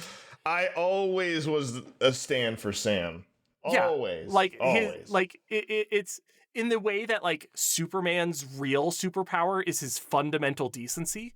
Like, Sam is a hero because he is content. Decent. Like, he's just decent. He's good. Well, like, he doesn't want for anything more than he has. He wants peace and quiet and growth and kindness. And that all makes that one of the like obviously the climax of the whole series of when they get into Mount Doom, that makes that all the more hurt because Sam did all this and he's like, I believe in you. You could do it. You could do it.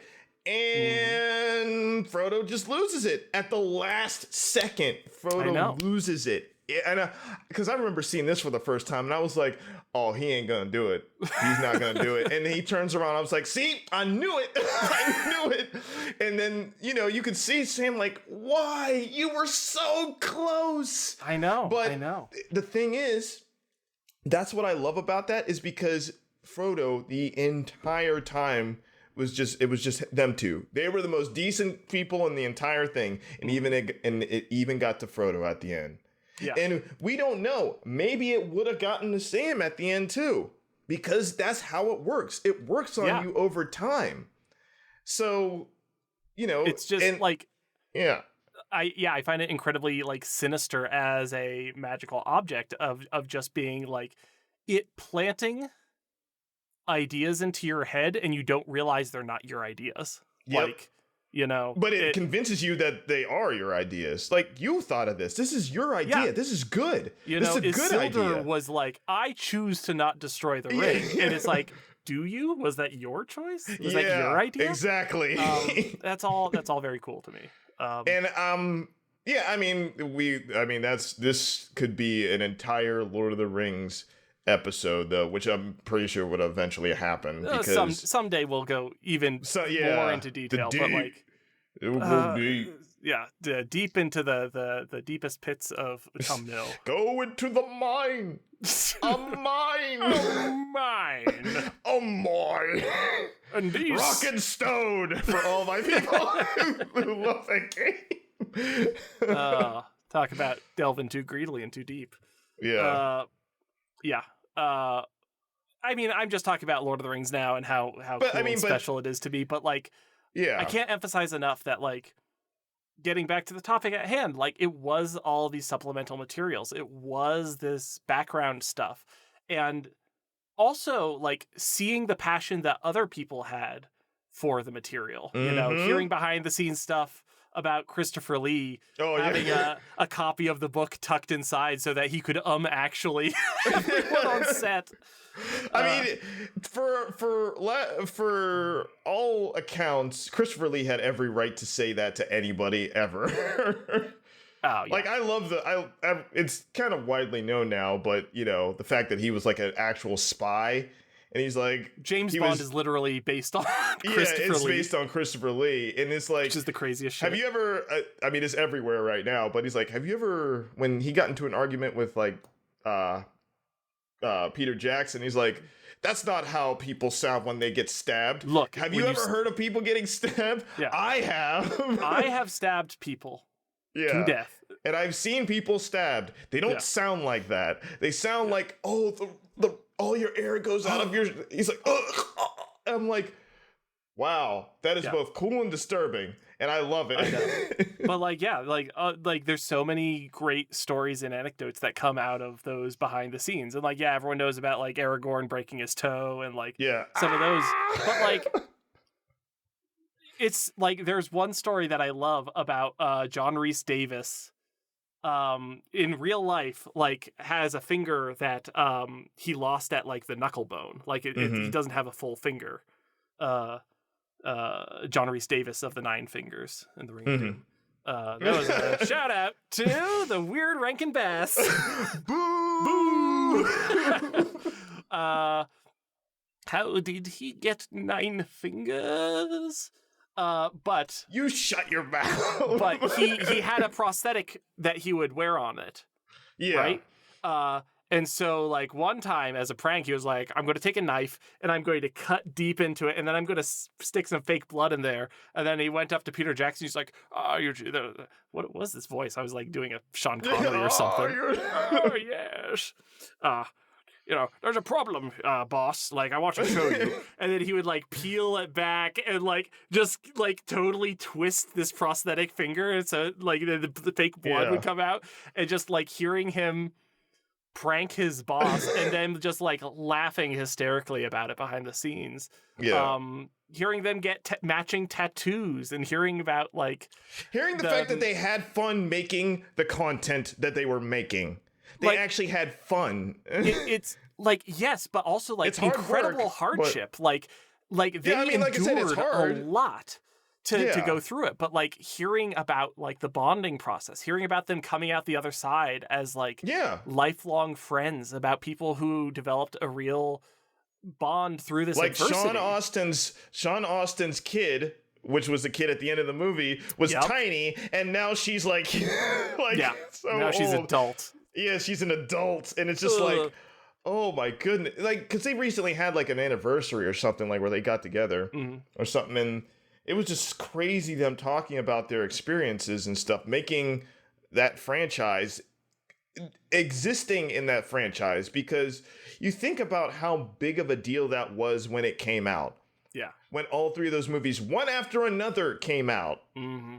It wasn't we had to wait 5 years for a sequel. These were all filmed at once. Them being made back to back, and I mean, for people who maybe haven't seen those, truly back to back. One of the first scenes that they did was wasn't it towards the end? Them departing from the Grey Havens. Yeah. That's one of the first scenes that they shot. So it's hey, welcome to day 2 of filming. It's Return of the King, and Frodo is leaving forever. And it's oh boy, wow. Oh boy. I just imagine the logistics of that across 3 years of filming or whatever it was, plus how many years of post-production, and then regular reshoots and then reshoots for the extended editions. Oh, and by the way, all this is to say, guys, this is an adaptation. Sure is. This is an straight up adaptation. So it can be done well. It will be done well. It's just you got to have a lot of... The one thing I will say about those I haven't watched all of them, but these people got hard.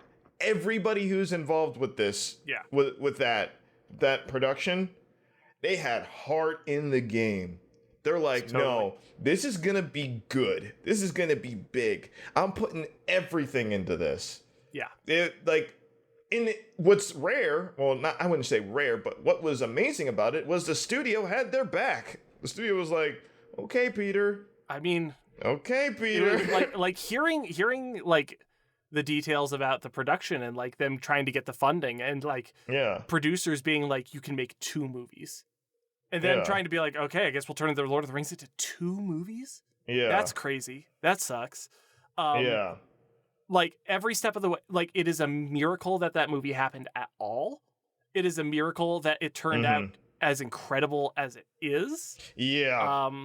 And it also just gave me such a huge appreciation for the fact that every bit of media is a miracle. And I mean, I mean this right? sincerely. Right? The logistics, the series of approvals that need to happen, getting everyone on board, the actual production, the post-production, making sure that things are on the same page, everything that happens, even bad shit, even dumb garbage, is a miracle that it happens at all. That's why I never, very, very, very, very rarely do I rank on the people that make stuff ends up being bad. I'm I know you guys did your best. And even the director, I'm M. Night Shyamalan is a good example of this, because he makes good and he makes trash. And I'm I think he just wasn't in it this time, or he just tried to do something that was out of his depth, or he didn't have the help. This is why George Lucas had such a problem when he was making his later movies, because he was the only one doing stuff and he wouldn't listen to anybody. Yeah. And I'm it's a collaborative effort, like you did when you were younger. Totally. I mean, there's a fantastic YouTube video that's about how Star Wars was saved in the edit. And, that absolutely falls under the category of this kind of thing, documentaries about the making of things, archival footage and retrospectives and postmortems. All of those are so hugely valuable. GDC talks, oh man, all of this stuff is just it's the coolest shit. And the common thread is that like every single thing that has ever existed had a moment where it felt like everything was falling apart. Like, this isn't gonna work. like, again, like I was talking about like the incredible amount of effort that goes into making a bad CGI student film. Mm-hmm. Like, the incredible amount of effort that you have to put in order to be able to tell if what you're making is worth anything is like so discouraging. Like, it's very, I cannot say enough things about what you're talking about right now in terms of the discouragement that artists, like young artists that haven't been in the game for a while, artists that have been working on their stuff forever and it feels like it's never going to happen, and people, and even if that, nobody's going to like this shit. Nobody's going to like this. I'm working on this. I'm working my ass off for this, and nobody's going to like this. Totally. I felt that for years. I occasionally it still comes back, but it's so hard because you see so many talented people around you and you're like, damn it, I wish I did that. Damn, I wish I did that.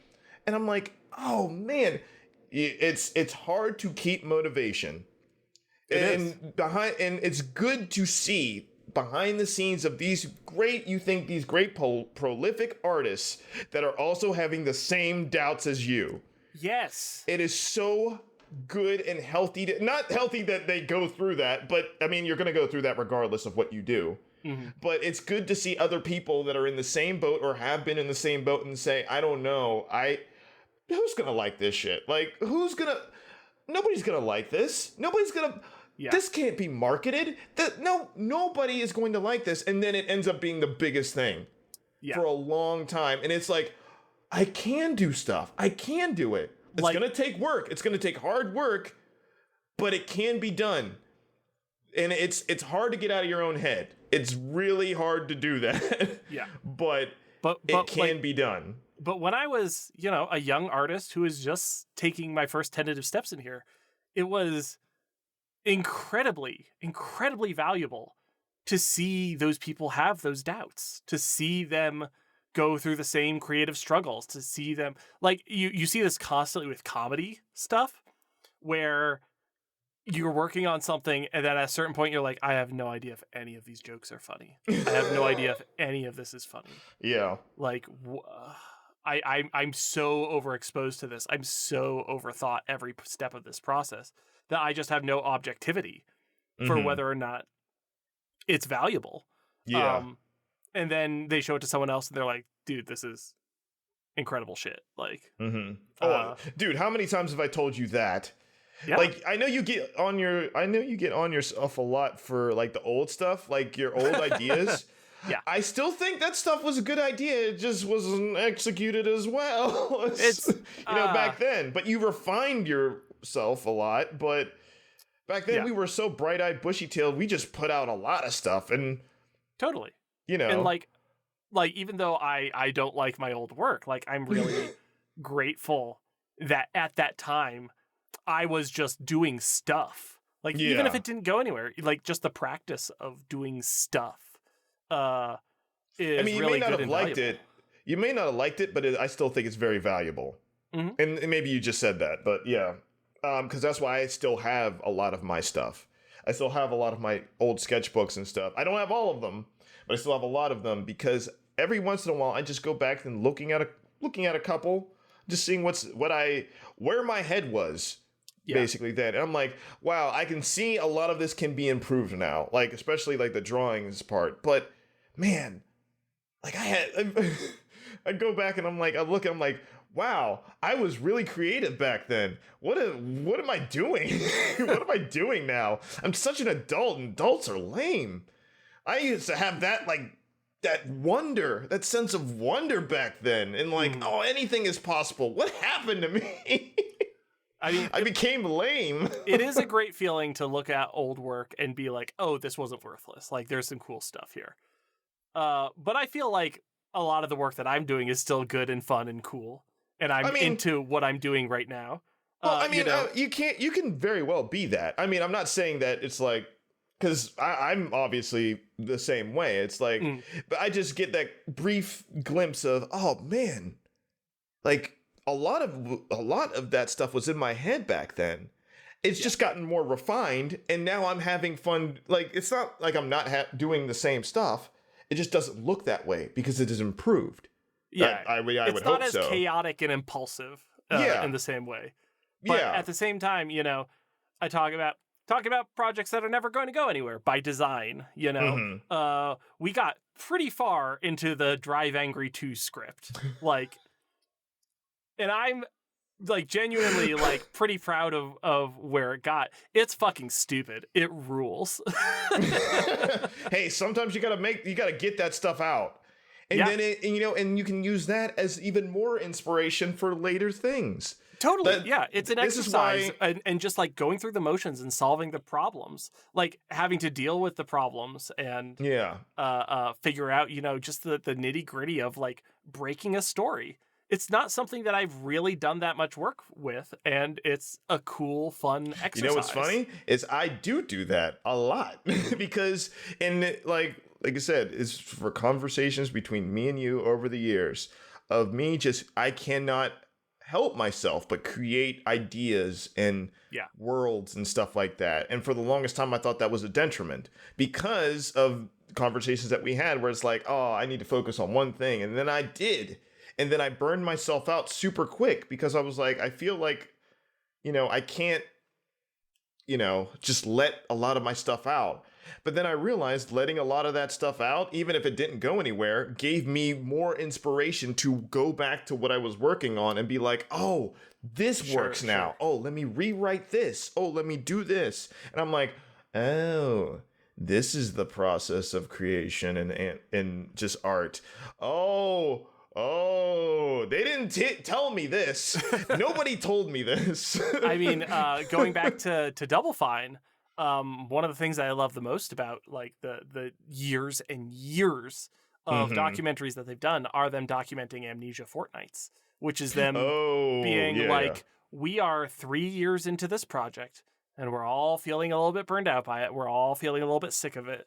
So we're just going to stop what we're doing and just totally change directions, do something else, get like some wild creative energy out there. And then afterwards, we're going to come back to this feeling like energized. A lot more. Just with our perspective changed from it. And like, that's so cool. That's so awesome that they have that as like an official policy, you know. They recognize the value of that. I think that a lot of artists, like big time professionals, people that are directors and whatnot, need to express this more. For the young bucks and people like us, like, you know, on the lower tiers or whatnot or what have you, just express the more of that kind of sentiment of creative explosions aren't bad. No. Deviating and all this kind of stuff for a little bit is not bad. We just got to get it out there, let it flow, because sometimes, like a lot of times actually I should say, letting it flow is so valuable to not only the creative space in general, because you never know who's going to pick up. You may throw that out there and you're like, I'm not going to do anything with this. Well, somebody else is like, I have an idea on how to improve that and make it work and everything like that, because that's my thing. And then something else comes up with that, and then you get something that's really unique and everything like that. That's maybe not for you, but it's still good in its own right, and it still found its audience. Maybe because of something, I'm saying this as a hypothetical, but because of that person saw something that you did. And you're like, this is a throwaway thing. And they're like, and they looked at it and it was like, no, I can do something with that. That is totally, I love cats. I can make something about cats. And I'm like, okay, I get it. And then you made the movie Cats. And then we're all just like, huh, that's what you did, huh? That's what you did, huh? That was the plan. That's what you did with that? Hey. But like, more seriously, you know, talk about Hollow Knight again. Yeah. Hollow Knight started out as a game jam game, and the only thing that carried over was the design of the main character. But like, that was the start. The start came from a weird and unexpected place. And that's so often true. And it needs to be expressed a lot more. Hey, guys, I had this idea and nothing came of it except for this little thing. And then I just said, we're going to run with this type thing. That happens all the time. Yeah. But like also on the other side of the coin, and I'm not sure how much you agree with the sentiment, but something that I find really valuable looking at other people go through the process, looking at Psychodyssey, where you watch them work on Psychonauts 2 for 6 years. Creative work is work.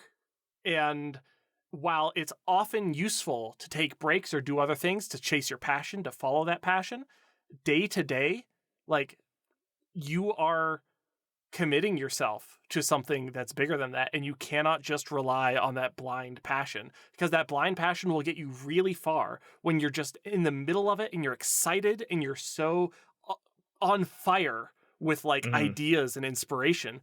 But then, and this is like me experiencing this recently with like working on the script, you'll get to a roadblock and then everything comes to a screeching halt, and then you have to problem solve something that's not super fun. And that's also useful to experience, and it's useful to feel, to go through the process of working through it, and to realize that like often there aren't any shortcuts. You just have to put in the time. You have to have the discipline to make it be something that you choose to do beyond just that fiery passion, beyond just that excitement. Like, creative work is work. And sometimes isn't the most fun, but sometimes that not exciting stuff is really, really valuable. I 100% agree with the statement that you are making, because you added the most important part of that is creative work. Yeah. The creative part of that is where the passion is, because believe it or not, that will push you. That's one thing I do agree. That's one thing I will say is I do believe that passion should push you to be disciplined. Yeah. Because, like I said, it's two different things: creative and work.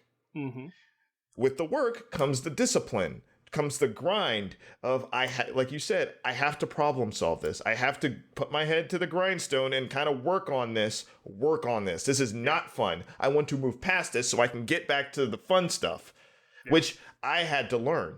I really have to learn that, of writing the boring stuff, which is slowly not becoming boring, because I'm like, wait a minute, does this have to be boring? And then I force myself to research things that I like, but the quote unquote boring parts of it, the conversations, the transitions from conversation to set piece to tone and everything molding together, which is why I like Denis Villeneuve, because that is all of his movies, is how does he make this stuff interesting? Yeah. Nothing happens in like something like Arrival. Nothing happens, but then everything happens. That is the whole thing. And I'm like, this is so fascinating. And I literally had to watch stuff like this. And that's how I got into stuff like that, filmmaking like that. And I translated that into how I write, translated that into how I create. And to be fair, that is not my forte. That is more you. That's why I always, like, if we ever did a project, I would have you do a lot of the slow, meaningful stuff, because I know it'll hit hard. Sure. And me, I'll do like the, whatever, the other stuff or whatever. Yeah. But I mean, we'll both be collaborative or whatever, but we both have strengths. Hence, circling back to the idea of this whole episode is behind the scenes, collaborative is everything. It's that's how really you get important. The good shit. Like, yes, you do very rarely have that lone auteur who does every single thing by themselves, and they're genuinely awesome. is. By the way, they're awesome. And they are awesome. That is cool. But like, approaching 100% of all media is collaborative work, and figuring out how to do that and to find someone who works with you and elevates you is really valuable. Because you elevate me, buddy. Oh, that's so sweet. That's like the nicest thing anyone's ever said. I'm dead serious. I know. Yeah, the feeling is absolutely mutual. But Yeah, like one of the most common refrains that you will hear from people in these behind the scenes stuff is them talking about like, yeah, I was doing this, but then this person came in and they pushed me in the right direction, and I would never have done that without their help. Like, I would never have gotten there. I would never have made that connection without them. And Yeah, and it's true. It sounds unbelievably very valuable. It sounds very like hokey sometimes, especially when you watch older stuff.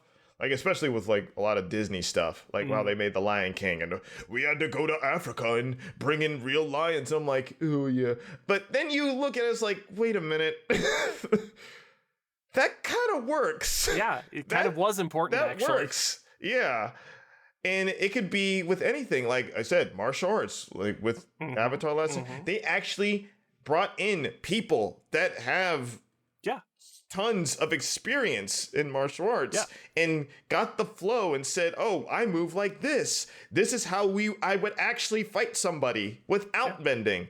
Now just make it move. And that's how stuff, like you said, with the flow and the very kinetic energy of all of that. It's because they're actually doing stuff that people can actually do. Just take out the, the flying and all the elemental like superpowers, and you got just actual people fighting with martial arts. Yeah. Where you can actually hurt somebody with a punch. You don't need it to be, a punch with like ice behind it. You can actually really knock somebody out with that. You can actually just hit someone and it hurts, actually. Yeah. Which is surprising because they do a lot of that anyway in the show. They just knock people over. But anyway, but I think that is a good stopping point in the sausage factory, because the sausage factory can go deep, but absolutely. If there is something, this is my call to action, I suppose. If there is something out there that like you are really passionate about, go look up some stuff about how it was made. Like I always find that valuable. I always get something. I'm always enriched by that.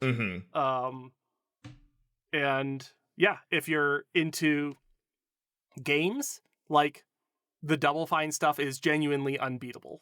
Like, I mean, you go look at like the people that made Hades too.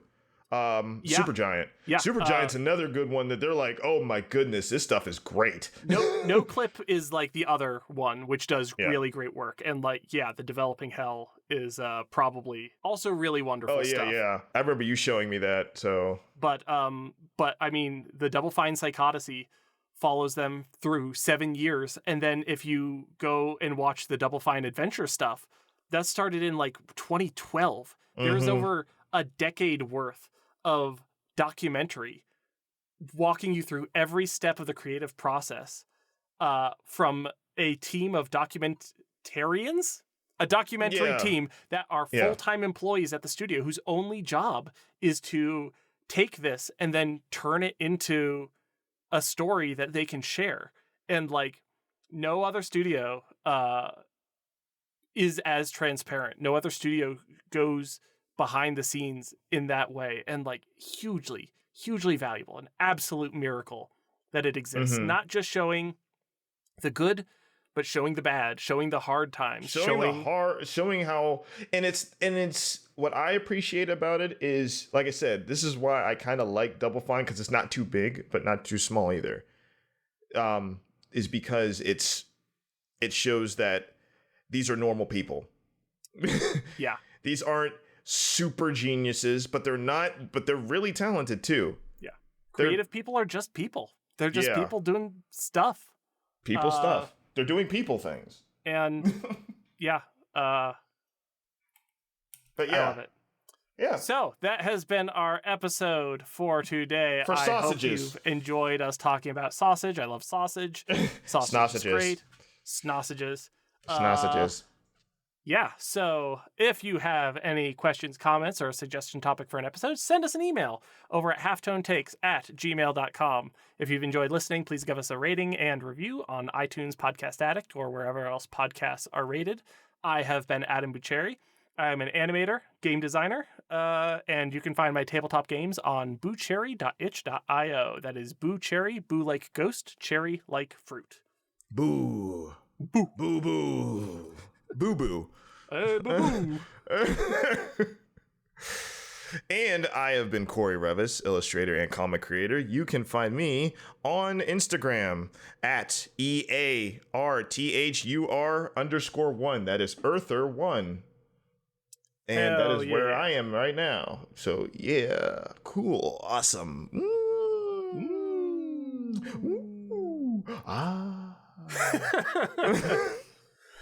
And with that, we're going to sign off the podcast the same way we always do. Get out of here! Get the fuck out! Leave! Get out of here! Get out! I'm walking here!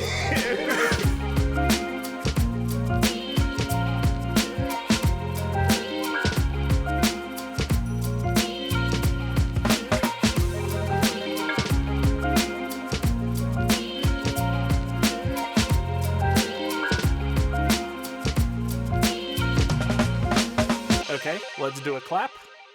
3, 2, 1.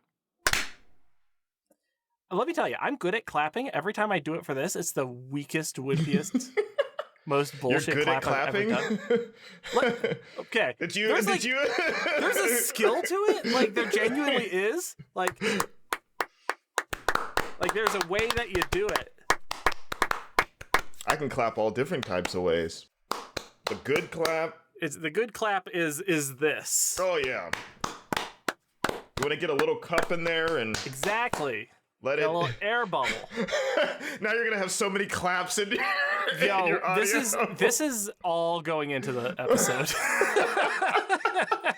This is the post-credit really bonus. Is just listen to us talk to dudes. That's actually really funny.